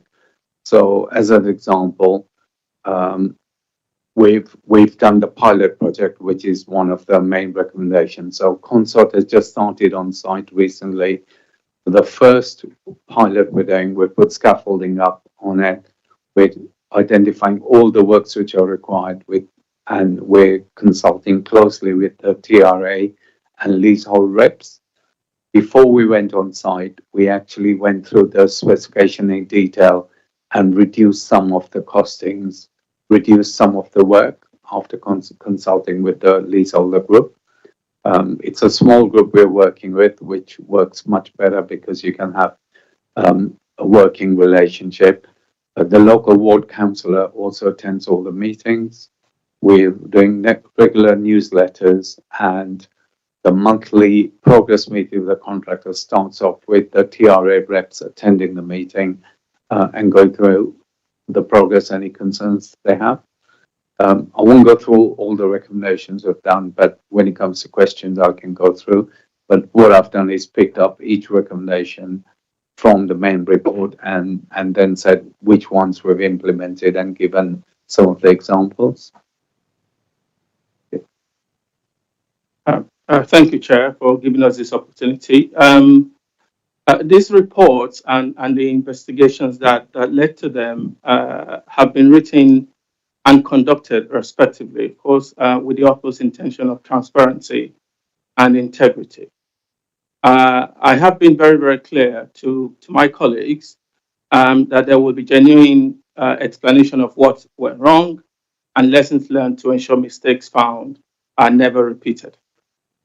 I want to take this opportunity to apologize to residents on these three estates, Canada Estate, Devon Mansions, and Kirby Estate, about the quality of work delivered and how we delivered them. I believe we have now addressed most of the issues, but that takes nothing away from the fact that we should have done much better in the first place. I also want to apologize for the time it has taken to present these findings. Much anxiety has been created amongst residents, and not least my own colleagues, who craved answers to questions raised at the OSC meeting back in November 2023. I want to thank Paul Murta and his team for their diligence, and in particular, how they have engaged residents in addressing all the issues raised. As Paul expressed earlier, he's a very, very experienced council officer, having previously operated at director level close by the City of London. And that experience, plus his own personality, has shone through in the work that he delivered. We have learned many lessons from this debacle, and we have already started to put the lessons to good use. But as the management response report says, we still have much work to do. I want to assure members of this commission and residents in general that we will not be complacent in addressing all the recommendations. As human beings, we will get things wrong. However, I want to assure members of this commission and residents that we are now a housing department, which is part of a council that owns its mistakes, apologize unreservedly for them, and make amendments to ensure they are not repeated. Thank you, Chair.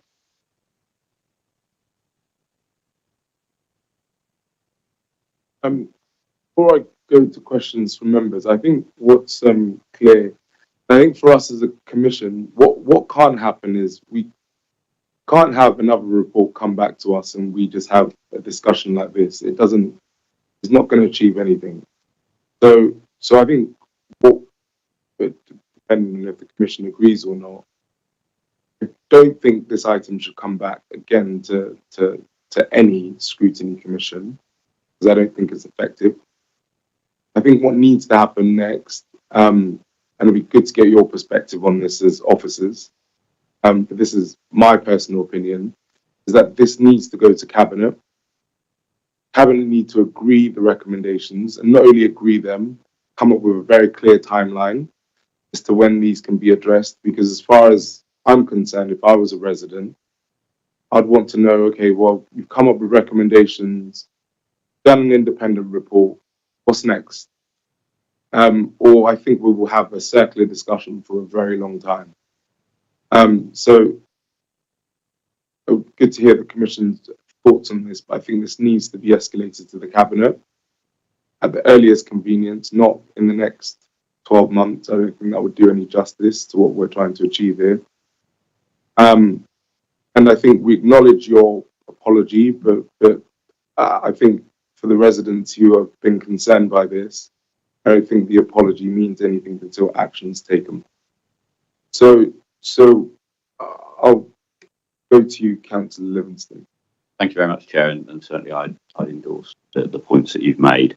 I wanted to pick up on issues about communication and culture, and in particular, recommendation 11. That's been picked up, I think, in what we've heard before, which says the lessons learned from this project in relation to the breakdown in communications between residents and the project team, respect to both sides, should be used to inform and improve communications on future projects, which in itself is audible aim, but it does feel very light in detail about what that actually means. And for me, that does concern me, particularly as we've heard, I think quite powerfully, that in all three cases, there's been a breakdown between the communication that has been from residents and tenants in different ways, and the people they've been talking to, and a sort of sense that when criticism's been raised, that rather than looking into those things, perhaps because residents naturally are very angry about some of the things that have gone wrong, understandably in the circumstances, and perhaps have made that very clear, that it does feel as if people have perhaps retreated into their shell, been very defensive about what needs to be put right, rather than listening to those things. And I think if you're in that position, you're getting that, that's understandable. But it seems to me as if there needs to be some way of raising that and escalating that, and actually having a clear process. So where there's a level of dispute between the residents and the people involved in the project, there's a place they can go so that somebody who isn't feeling defensive about it can have a look at those concerns and decide, actually, they've got a point here, this needs to be looked at. Because it feels as if that's something that's gone wrong in all three of these cases. So just to hear a little bit more on that, please.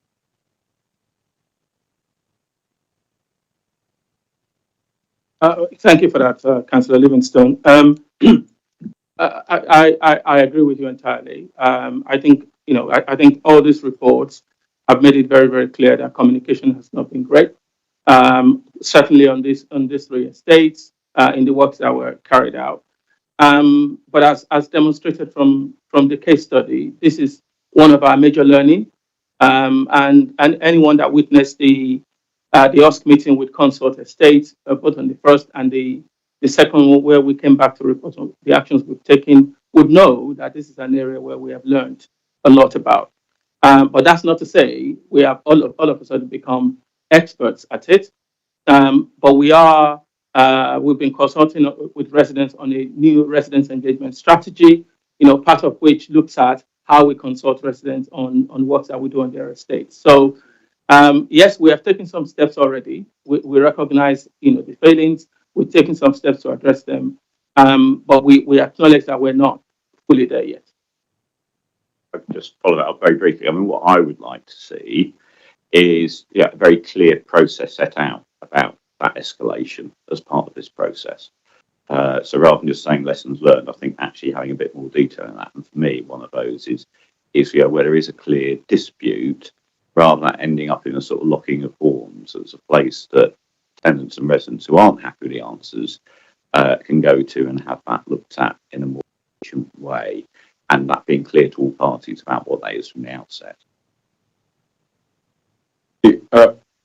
We'll go to Councillor James Hammond, we'll come to you, and then we'll go to Bessie. And then Barry, then after you. Thank you. All of us, really. You know what? What really gets me here is we've been doing major works for decades. decades. And as mentioned, all the policies are on our website that says this is how we will do everything. It's going to be done like this. How on earth did we get so appalling that we've got 3 different situations where it couldn't get any worse? If they hadn't turned up on site at all, it wouldn't be that much worse, because accordingly, they only did on one site possibly 11% of the work.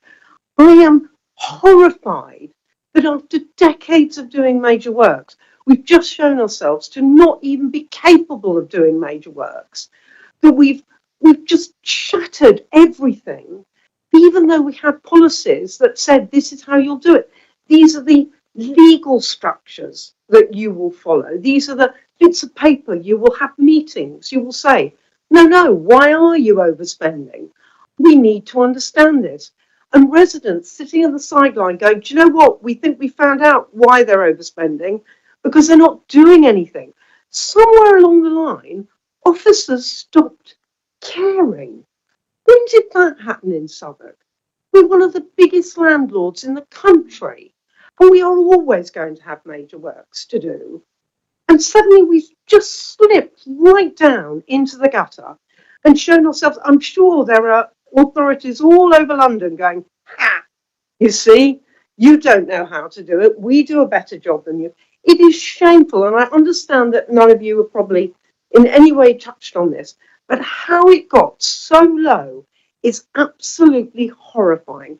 And I would say there are 2 matters here.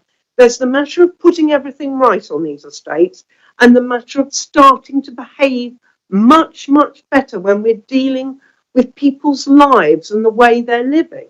So we want everybody to live in lovely households, and we need them to be up to a certain spec. It's great, but do treat the people that you're dealing with some dignity, and not just going, oh, we know what's best. Don't worry. Oh, don't worry. It's all going fine. It wasn't.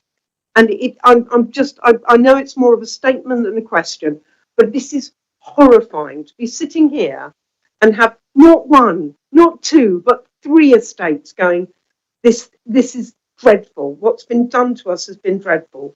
And the fact that nobody was listening in the council, a council that's been doing major works for decades. Sorry, that's my piece. There we go.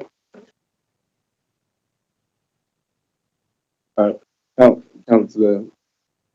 Good evening. I concur with your remarks, Chair, about it needing to go back to Cabinet, but I would also make the point that at the Overview and Scrutiny meeting a few months ago, we had the leader, as was, and the Chief Exec talk about the work that the Chief Exec had done to create an emboldened and strengthened governance structure purely for housing. And I asked the question at the time, because these reports weren't available to us there, how much of that governance work was in place that would prevent what we anticipated might be the outcome of some of this report work, and how much additional governance would you do to reflect the final findings of the report. So there's some fundamental questions about why the escalation and why it doesn't sit with us to sort this out. It sits with the emboldened governance structure that's been put in place by the senior management to, if you like, correct and recalibrate the whole of the housing department. But there's a broader question, and when you look at some of the recommendations and the issues that occurred, as to what else was the rest of the council doing to allow that to continue. And that, again, doesn't lie with you 4 here tonight. But there's a broader question about how, and I take on board Councillor Dalton's remarks that it was a bit of a relief that there wasn't findings of serious fraud. But to be quite honest, you couldn't create a better environment for fraud to occur than the structures that we had in the council at the time. And if it wasn't meet the threshold of a technical definition of serious fraud in a legal sense, it's something else, isn't it? And that needs to be thought through and addressed. And again, in the point of redress and remedial action, and the impact on the HRA and the impact on leaseholders, and we have names mentioned around Calford Seaton and Durkan, and we have figures. There are a running total of 4 million overspend on Devon Mansions, 2.1 on Canada Estate. Don't quite know what the end figure is for Kirby, but there is a piece of work around redress from the council's perspective of reclaiming or getting back that money for work that wasn't done or wasn't done to the contract, or a contract wasn't in place. That needs to be done as a separate work stream, and that probably needs to come through the budget implications for the budget setting process for next year, and it's probably best to sit within that in terms of the impact that will have around HRA. Quite rightly, we've had a lot of resident frustration and anger about them raising issues to the staff and the operational side, and then escalating it to their elected representatives and taking it on trust that as elected representatives we are able to do something about this. And I'm not going to, for 1 second, try and mitigate or negate the work that we do as councillors, because we do make representations and we clearly weren't able to do that effectively in these instances.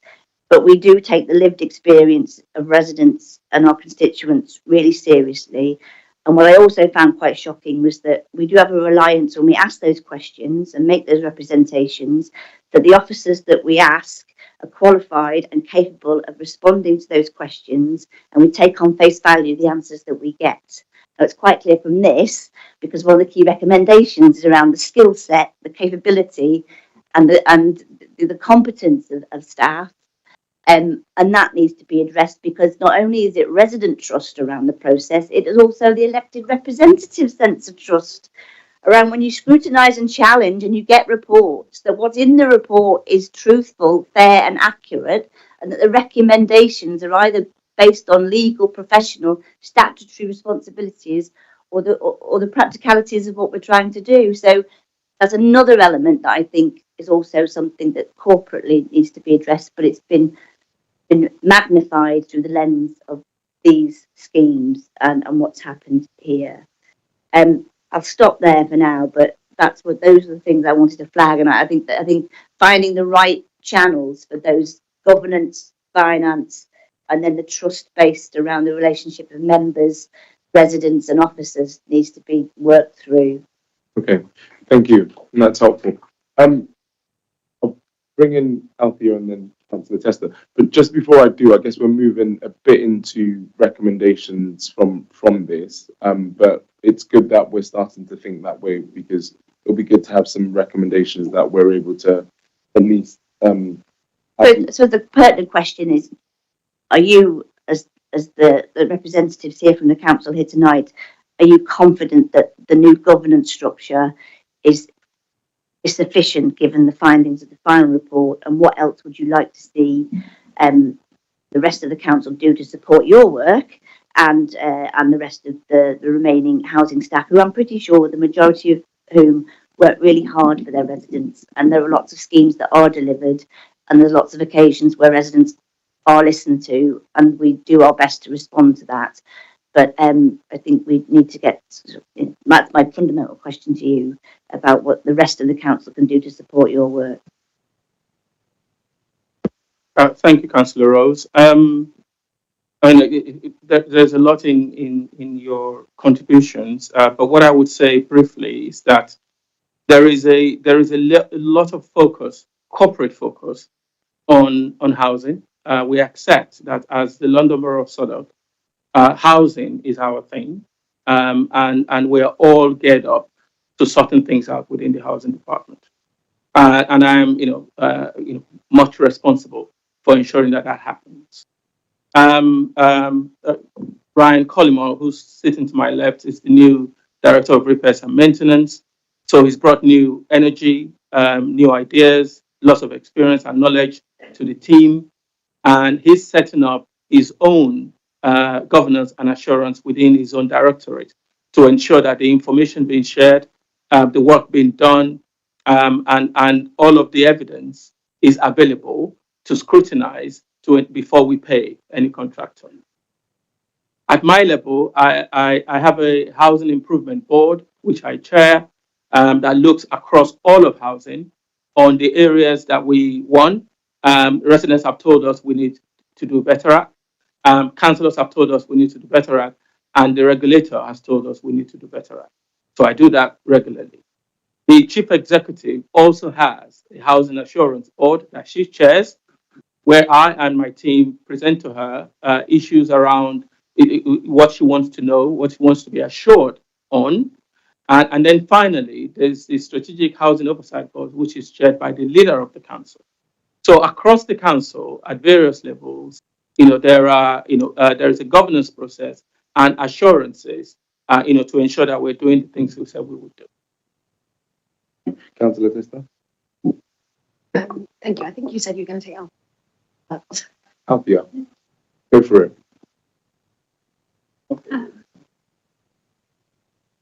I don't know where to start because I'm sitting here tonight and I remember the days when I would go to Yorkshire, I'd go to Gloucester, I would go to Barnsley, and I would say, I'm so proud of Southwark because Southwark has got the best housing department.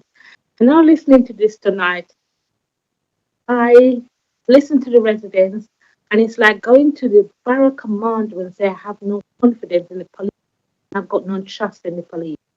And it seems to be, it's the same sort of thing that's running here.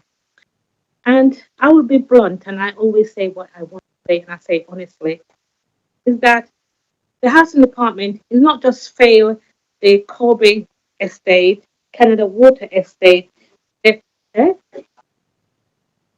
Canada Estate, sorry, tenant, and Devon Mansion, but it's failing other residents in Southwark. I won't go into the full details now tonight, but that will be coming out soon. And strategically, we're going to say there's a blame culture no matter where we go. Whether it's in Southwark Council, whether it's in the government, there's a blame culture. But at the end of the day, the end result is the residents feel the pinch because we're the one that's paying the rent. If I go out tomorrow morning and I say to all the residents of Southwark, do not pay the rent today because we're not satisfied with the housing department. And let's generate a bank account and put all the money in the bank account. You know what they will say? There's a real fraud in the system and they want to take us to court. But in tonight's report, it's all the documents here. You have contractor who has frauded the system because they've been paid for work that hasn't been done. So what should happen? The next step is not only taking it to cabinet. The next step, there should be a fraud investigation and the money should be paid back to Southwark. Because at the end of the day, all those repairs has to be done. Where are you going to get the money from to complete those repairs? So therefore, for all the question that I asked to Ina to say, she said there was no work log. Or if there's work log, there was no specification to say this work log. I've been on a jury service and I took there's another borough, I'm not going to name the borough, that went to court and people were sent to prison for the same thing what we're talking about here tonight. And so I will say, apart from taking to the cabinet, I'll wind up saying apart from just taking it back to the cabinet, there need to be a further investigation about the money that wasn't spent, the work that was said that was completed, and how to recap that money back into the HRA account. Otherwise, I think residents should do a standstill and sit outside until they get the money back.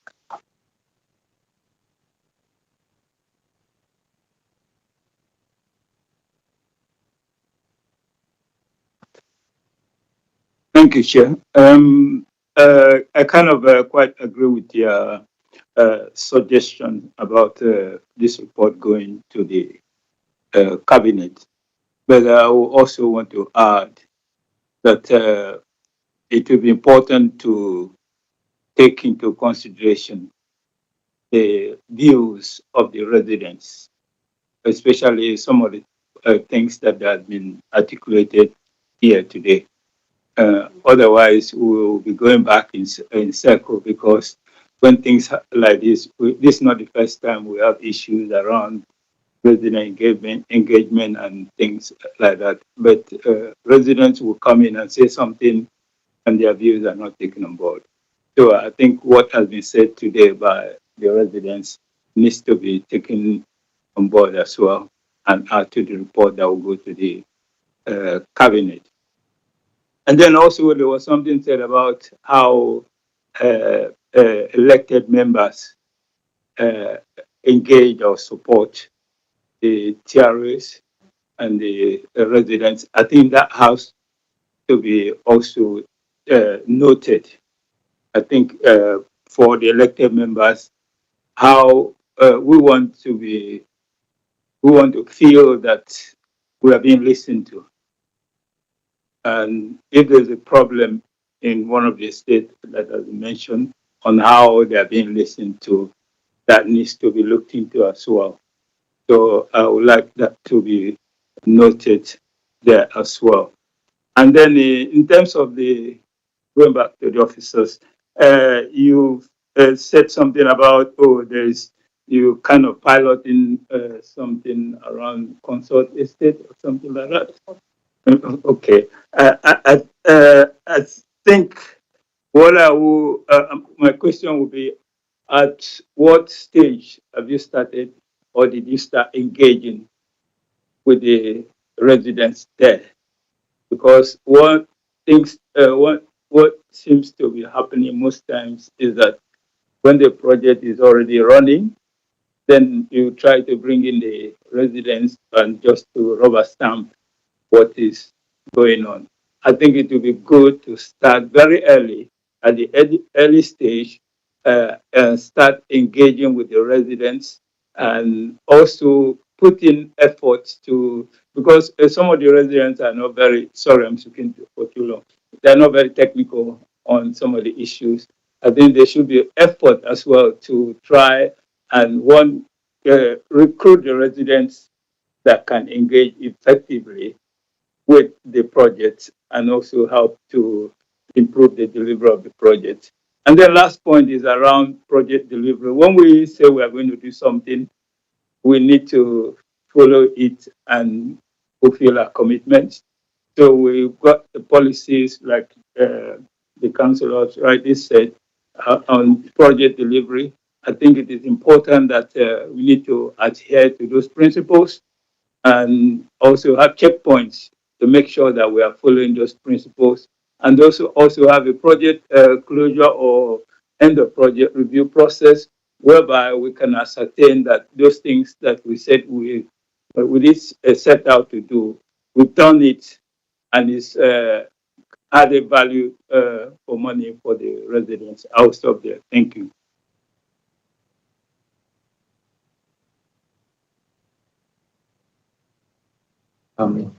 Consort had the section 20 notice already gone out. We got in for quite late, but since the OSC meeting and the recommendations, we were already working on the recommendations well before we got the report out. So we engaged the residents well before the contract started. We went line by line. The residents, that's why we had a smaller working group rather than a very large group. And luckily on Consort, we've got people who are actually engaged in building as well in contract law. So we've got architect leading on it. We've got somebody who does law. So we've got people who are quite engaged in it. And the other thing which other people, councillors pointed out, we're very transparent. So we share everything with them. So for example, the consultant costs, we shared all the tender stuff with them. We showed them how we arrived at the prices. It's something which Hakeem has asked us to do, something we all value about transparency, that you must share everything, because as some of the residents said under the FOI, why wait for an FOI? Why not share it right from the start and build a trust? That's the principle I've worked. Like Paul, I've worked in housing almost all my life. I'm close to retirement. So I've worked all my life in housing. It's in my blood. I've worked with Hakeem before, and we believe in transparency. And everything we've shared with the residents. Just one point. No. If not, we'll be here all night. So we'll go to Emily Tester. We'll take questions to Emily Tester and Councillor Hargrove, and then I think we should probably move to what we want to recommend as a committee, because I don't think we should probably go round in circles on this. Okay, thank you. Yeah, just two quick questions. One's pretty quick and one is quite quick. So, I'm interested the way the report was put together and that all three estates were considered in one report. Was there any consideration of doing each estate separately in separate reports? What do I read from that? And one of the reasons I'm asking that is that I don't know. I mean, I hope the residents here tonight have found this process useful. I really do hope they have. And some of the responses by the panel, the officers here, has given me some assurance.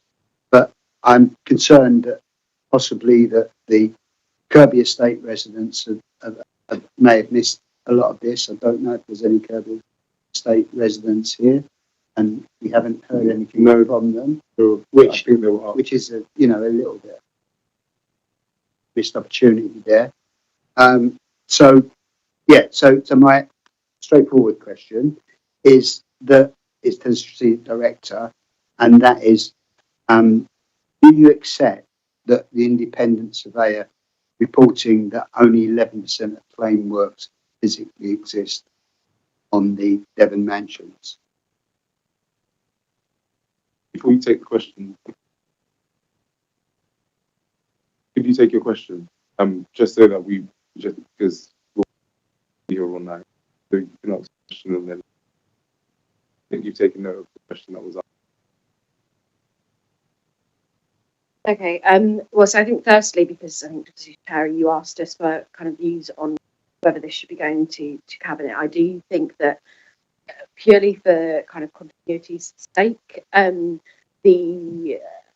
this issue has kind of repeatedly come to Overview Scrutiny Committee. Overview Scrutiny also commissioned these investigations in the first sort of place. So I do think it would make sense for us to have an opportunity to kind of close the loop on this and to look at this. I think it's really difficult to be able to boil down my kind of questions to one singular question. I have an awful lot of questions on these reports, and I do think that there needs to be some opportunity for real depth of an investigation into this. And I don't think that necessarily this is the right forum, and I don't think the cabinet would be the right forum, because I think there is a point around political accountability, and I don't think that that is really what we're going to get looking at this with cabinet. I do think that there needs to be a much more in-depth kind of investigation into this, and I think OSC would be the most appropriate place for that to go. So that's personally where I would kind of go to on that point. I think in terms of my question, I think Councillor Hargrove has sort of briefly touched into this. Obviously, the elephant in the room is that these weren't the only three estates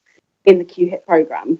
In my ward, Arica House was part of the programme, and it had a lot of similar issues that these three estates have also kind of had. Calford Sedon were contractors on the estates. There have been massive costs overrunning. There have been issues with the quality of work as well. But yet the residents of Arica House were not given the investigation that they were promised to get in 2021. And I do think there is a point around, why have other estates also not been kind of given this same sort of process with the council and been able to have this things being looked at in depth? I think obviously we know that there are going to be more major works coming. We've got a stock condition survey being undertaken at the moment. There is a new decent home standard coming out, and we know that an awful lot of homes are going to need an awful lot of work to actually meet the new decent home standard. How can we have faith that the lessons are being learned when not every estate in this programme has actually been given opportunity to kind of come and talk to this meeting? I just, as a councillor, I don't really have faith in this process at all, really. Thank you.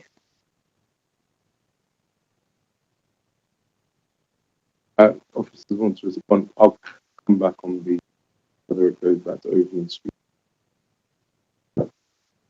Thank you, Chair. On Councillor Hargrove's question about separate reports, yes, we did consider separate reports. But if you look at the TFT report that was written, you will see that the issues on the three estates are predominantly similar. So it makes sense to combine so that it makes sense, so that people can see that this is the type of issues we're dealing with, rather than it being specific to a particular estate. So that's why it's one report. But the investigations were done individually on those estates by Paul and his team.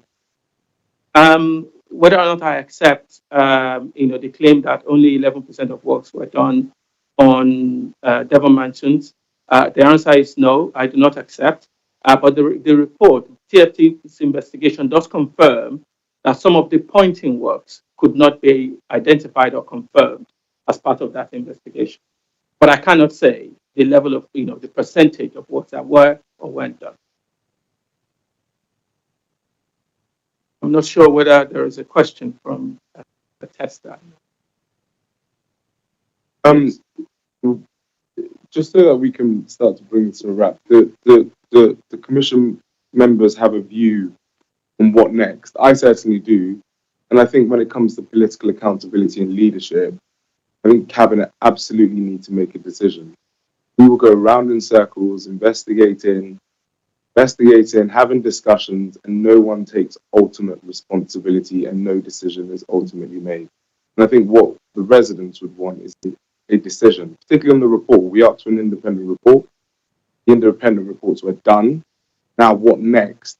We could have another independent report, and then another independent report, and then we're still here. I think a decision needs to be taken, and ultimately, we're not a decision-making body. Neither is overview and scrutiny. Cabinet is. And so my view is that it goes to Cabinet, a decision is made on what next, and a clear timeline is provided. If not, I fear we'll be here for months and months and years, nothing's going to get done. Commission members, views. Councillor Tester.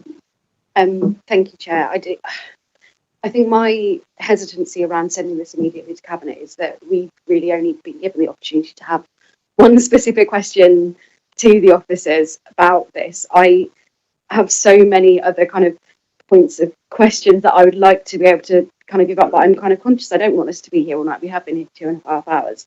I do think that there is more scrutiny that needs to be done on this, and I don't personally see that Cabinet is the appropriate body for that at this point. I do think it should at some point go to Cabinet, but I do think that given the fact that this has been brought up by OSC and these investigations have been commissioned by OSC, it should at least go back to OSC one final time before then going to Cabinet. Totally within our prerogative, once Cabinet make a decision, for us to track the decisions that they make, for which I think scrutiny is a clear place for that. Now, housing, given that this is a housing issue, I have my views as to why it went to overview and scrutiny in the first place, but this is fundamentally a housing issue, and if something like this were to happen again, it needs to be owned by housing. And if we see that whatever Cabinet are doing or have agreed,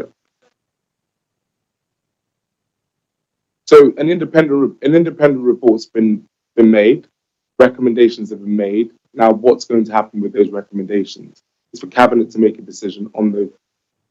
So Cabinet, for all intents and purposes, are those who lead all the relevant portfolios across the council. So that's head of the Cabinet member for housing, Cabinet member for finance, the leader of the council, so the top brass of politicians.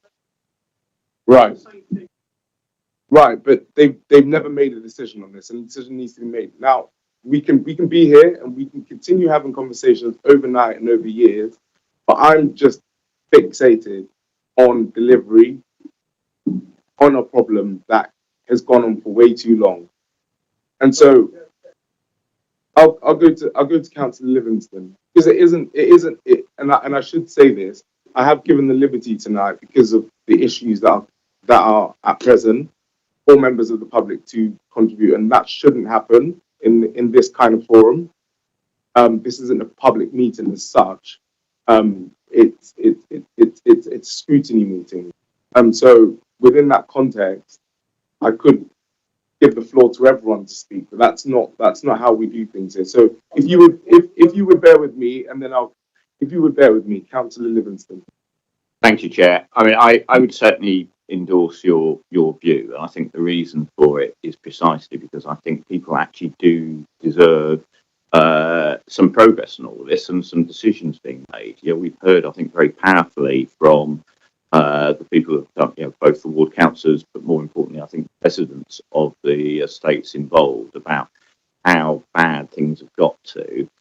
I don't want them having to come back to other committees to say their story again. I want something to go forward. I want actual answers to this and some real progress to be made and some real decisions to be made. I'm sure we will all have views about the recommendations in front of us. I'm sure some of us will want to tweak or improve some of those or add additional things. I think if you keep on going back to different committees with this all the time, that process just goes on and means that we don't actually reach the conclusions and progress that we need. And I think, Jay, you made a really powerful point, which is to say this is not the end of us looking at major works and what goes wrong with major works.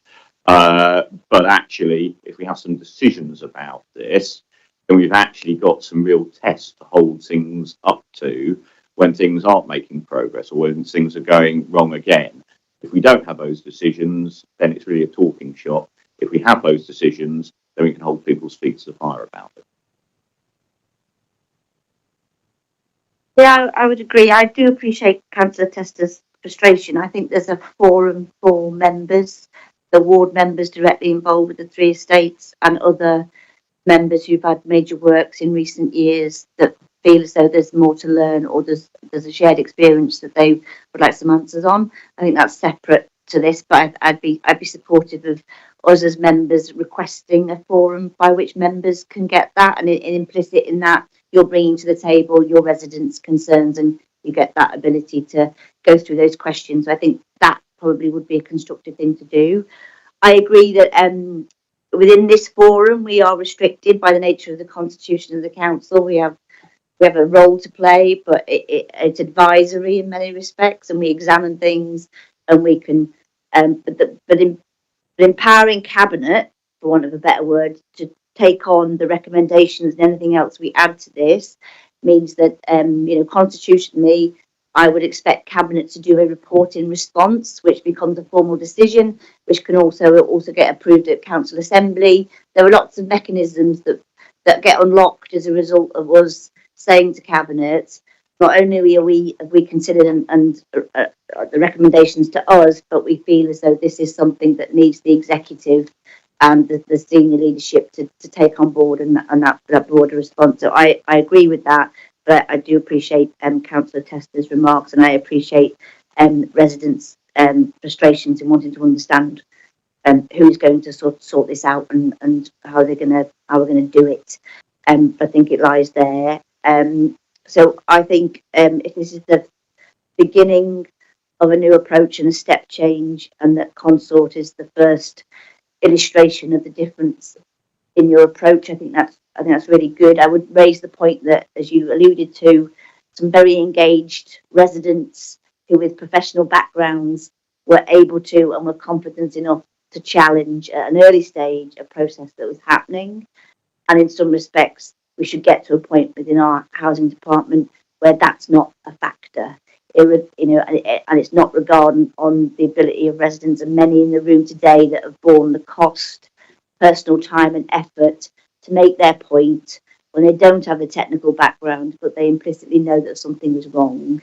And I think that's fundamentally the point where we need to move on from. And the definition of success is you're not reliant on residents having to go through all of this when they're alerting issues to their elected members, or they're raising concerns through maintenance repair, and there are trends that officers are seeing through reported works that are not being met with, well, what's the best response to this in terms of major works? It seems quite clear from one of the recommendations that there's no link between what residents tell the council and report in terms of repairs and what members are saying, this is what we're hearing and this is what we understand, but then an evaluation of what actually needs to be done, and working with the residents from that point to determine, well, what is the best major works programme for you in this context. So I think that's what good would look like going forward.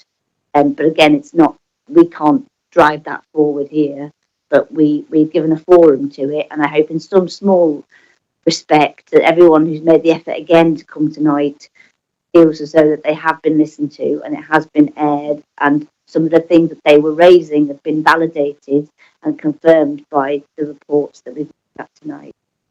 Thank you. And Councillor Tester, I very much like all of the elected representatives to be on the same page in this, because I think it is clear the residents care deeply about this issue, as do the councillors. They've raised this in different forums time and time again, and it is a bit frustrating to have to do it time and time again. So it would be good for us to use the powers that we have, though limited, to make a recommendation to go higher.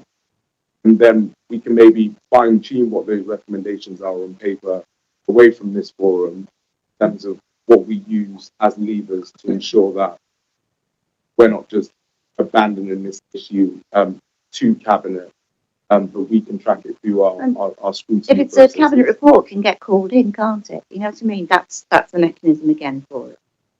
Yeah. But it'll be good to go to a vote on this for those who can vote on it, in order for us to just move forward. Because but yes, Councillor Barry Arbor. Is that all we're going to say? That we are going to say tonight is we are. Yeah, Mr. Cabinet, because it's much more important than we can. In terms of the actual wording, I think we can work as a commission away from this rather than drafting by committee here. Once we're all happy with the recommendation formally put forward, then we can put that to cabinet formally. But I didn't expect us to draft what our recommendations would be here, unless you want to. Well, I would hope that we could try in front of everybody, doing it away from everybody. I mean, that's so you know. Yeah, and so that it's not incumbent on just me as a commission chair, and it's done as a committee. I'll be very happy to take any recommendations that you have that we can start that drafting process from. So, I thought a very important point, if it does go to cabinet, that we should add to our recommendation that was raised by a member of this panel, was about whether any fraud took place. You know, cabinet does need to be an investigation of that, I think, because at the moment there's a lot of things that are very, very unaccountable, and that people will not be satisfied not knowing, whether or not something like that was the cause of this. It's like a tragedy has occurred and everybody wants to know how it happened. It's kind of like that. Is the recommendation that I don't need to take advice on what's the best. Is it audit and governance are tasked with looking at that, or is it finance in terms of? I'm sure there's a whole process that there's a team that deal with it on a day-to-day basis in the council, and it's a question of whether or not. I don't know, and I don't want to. Or equally, I don't want to say anything tonight that might prejudice something that's live or active or being considered. So I just would flag that, but I think I agree with that. I agree with this. Sure. Hakeem. I think considering what is being proposed as a recommendation, it's incumbent on me to advise that an investigation, an independent external investigation, was commissioned to investigate whether or not there's been fraud in any of these works, and the investigation found that there was no fraud in any of the works at all.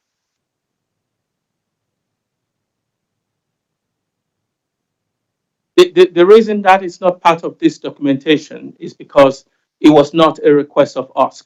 What OSC requested was for one, a task and finish internal team separate from the original team that delivered the works be commissioned, which we did. And secondly, that an external agency be commissioned to look at the works and the value for money around the works. I mean, it's totally our prerogative as a commission, despite what OSC recommended. We're a different body for us to make our own recommendations on that. So if we choose to do that, I think that's entirely our prerogative. And I'm of the view that, look, if OSC, that wasn't within their remit, or what they suggested was to be looked at specifically, then that is looked at and owned by Cabinet. Councillor Richard Livingston. Yeah, no, I had two recommendations that I want to introduce. So first of all, the one that I previously flagged, which I think could possibly be part of recommendation 11 or a separate one, which is about there needs to be a clear escalation process where there's a dispute between residents and officers, so both parties know how to raise disputes and how they will be resolved. Because I think that's clearly something. The second one I wanted to raise was, and it was based on what Saeed said about the consort example, because there's a bit of me that, as an ex-public servant, was horrified from both from tenants and residents' point of view, but also from a public servant who's had to do some of these things. The fact that there were over 100 FOIs raised, because I think it's terrible that residents feel they have to go through all of that to do it. I also kind of think it's not a good use of council time to have to respond to all of those. And it sounded from Saeed as if there was a good process there to ensure that some of the information that always ought to have been a public domain is there for people from the outset. And so I think there needs to be something about learning from that pilot in consort to make sure that that information is readily available to residents, so that when they do have to make FOIs, it's only for things that it's fairly exceptional. And we've heard, I think, from two different presentations here about the need for statutory disclosure and how that wasn't being followed. I think that would help improve that. Thank you. Councillor Testa. Thank you. I think it seems as though the majority of the committee is minded that they should go towards Cabinet. I do think that's something that needs to be looked at and isn't really included within the recommendations, but certainly in my reading of all the various reports coming out as a consistent theme is the use of the council's use of external consultants, and whether that should be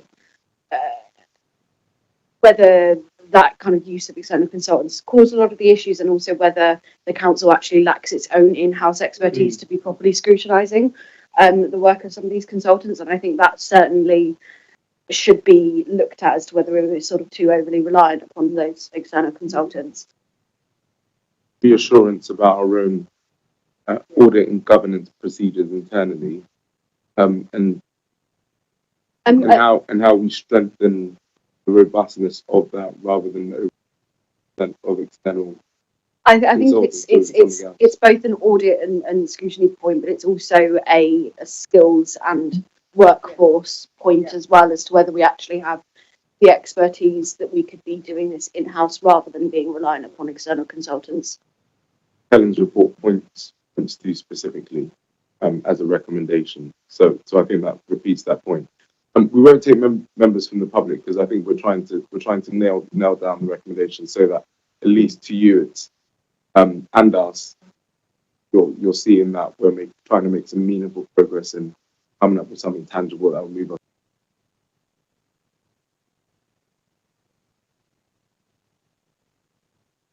Yeah, but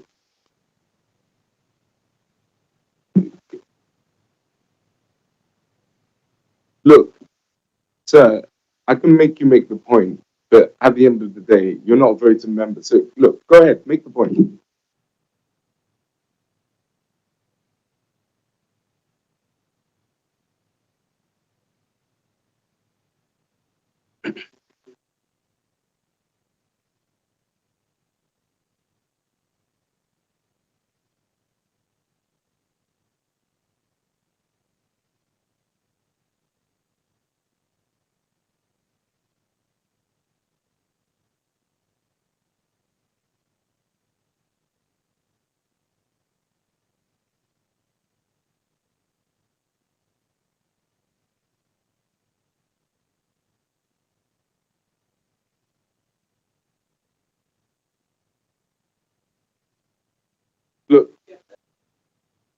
Look. Sure. I think I received your email. Okay, sure. And you emailed me about this afternoon, I think. Right. I've got your email. I'll look into your email. That's what you're raising, right? Okay. So I'll look into your email. I think that's what you could have said. Yes. Councillor Livingston. Oh, Barry Hargrove and then Catherine Rose. And then I'll get the officer to read out where we are on our recommendations so far. Just to add to recommendations, the individual ward councillors made some points, and whether or not we feel we are satisfied as a committee that the issue of cleaning of the windows and the balcony point has been addressed or is encompassed by the recommendations. So that's the first point, whether or not the action is that we consult with the ward councillors to strengthen the recommendations. So let's make that our recommendation, that we are going to consult with the respective ward members, and we're going to finalise the recommendations based on their own specific comments that they made tonight.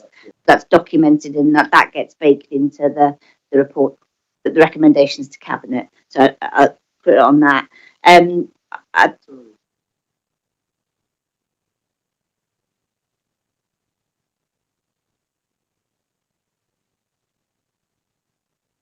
So we will add to the recommendations in the report we've received the individual ward member recommendations that they presented to us as a committee, and anything else that has arisen as a result of them reading the report and this meeting tonight, to make sure that that's documented. I was going to make the same point about the skill set for you. I have a technical question as to why.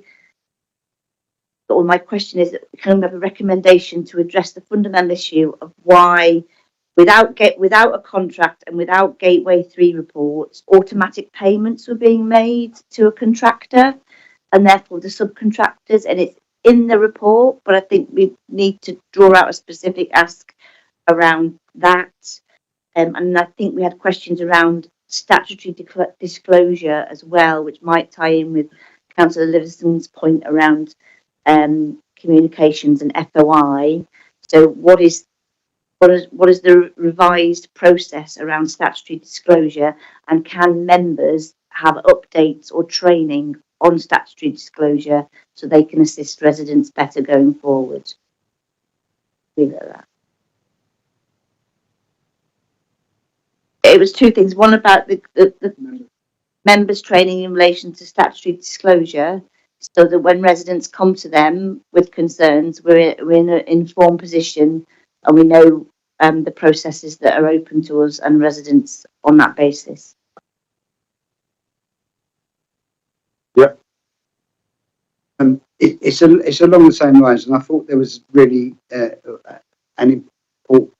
lot of important points made by ward councillors, but I think one that I would really think that we should highlight in our recommendations is that residents should only pay for works that are complete and to a high standard. I think that is a very strong recommendation. We should be. Last two from Councillor Tester, and then we'll have the officer read them out just so that the public can hear them. It's a thought. I think it's actually a question as well. Do we dump these contractors now that we know that they did do poor work? Do we then say to them, you aren't allowed to bid anymore? Or how does it work? Because I'm familiar with Durkan. I'm not so familiar, only because Durkan did major works on and they were good. They were good. I don't know what happened in the interim. This was about 15 years ago. But now do we say to them, do you know what, mate? We've got a project that you can do. It's about £1,000. Let's see if you can do that properly, as opposed to something that's 2 or 3 million. I'm just asking. And if we could recommend that maybe we do say to contractors that do a poor job and have to keep coming back, that, do you know what, you don't get to bid anymore. And I know there isn't a big pool of people who want to bid for work like this, but is there? There are. Okay, there's a big pool, we can dump them. That's it. Yes. We cannot stop a contractor from bidding or contract with London Borough of Southwark. But as part of their tender process, they would have to give examples of works they've done with us or with other people, and it's up to us to judge their tender according to our specifications. Yeah. Councillor Tester, and then we'll have the officer read them out. Thank you. I think it's actually a point I raised earlier with residents from the Canada Estate. One of the recommendation 21 of the TFT is around a deep dive audit of the relationship between officers and residents. And the kind of management response to this is only really bringing up a code of conduct, which is going to be developed and updated. So I think a recommendation should be that this deep dive audit actually does happen, rather than just a kind of updated code of conduct for TNRIs.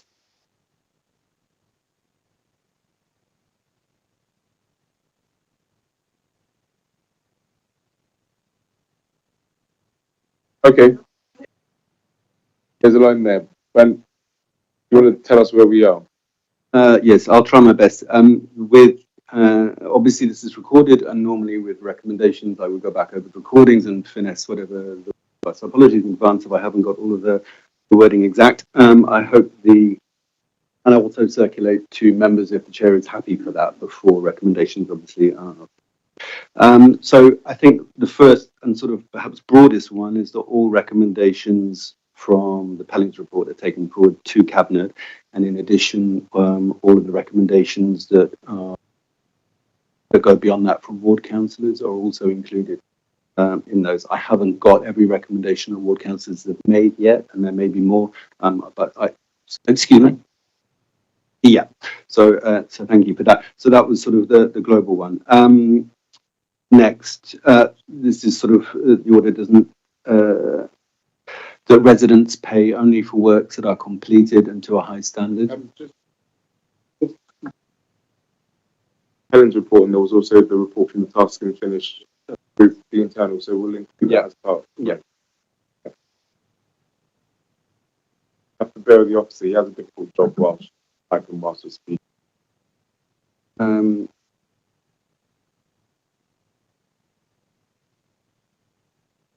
Councillor Tester made a recommendation regarding external consultants and about the audit and technical skills capacity. Chair, you made a point that possibly repeats Pellings. I can check on that as well, I hope that to check that.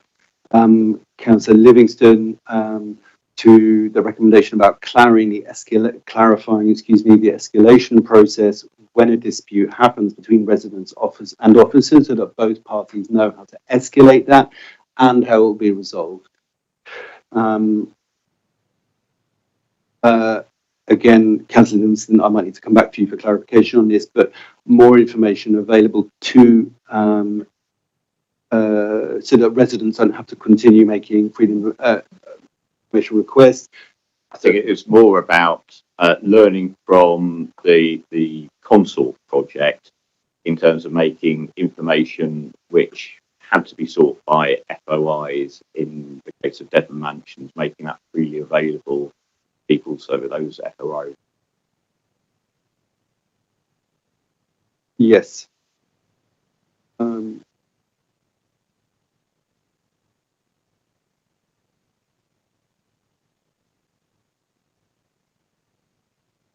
Okay, as I understand it, there's no need for a recommendation to take place as to whether or did take place, because it's decided that there was an independent investigation to cover that. Cabinet needs to eliminate the possibility that. Okay, thank you, Ken. Thank you. Yeah.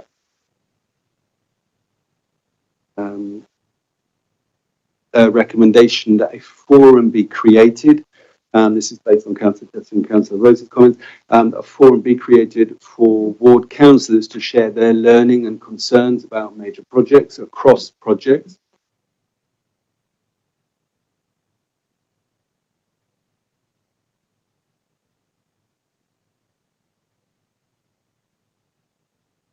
And the ongoing work around governance for TRAs and their codes of conduct is, I might need to communicate with you, Councillor Tester, about that as in addition, because I don't want there's anything here that's wrong, but I understand that there is a recommendation around that.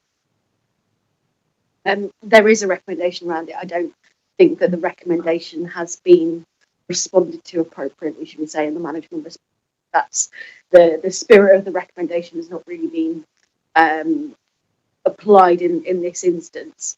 And I think it's kind of a reaffirming that there should actually be this deep dive audit, which is what the recommendation says. It's just not well in the management as well. Can I follow up with you? Yes. Thank you.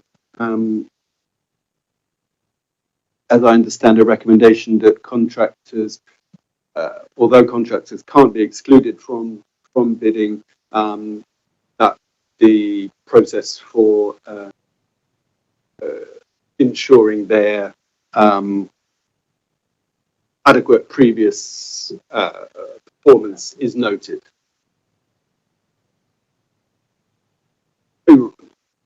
Okay. I may have missed anything, and apologies if I have. I will. I think one of the resident groups highlighted the need for a quarterly residents panel meeting.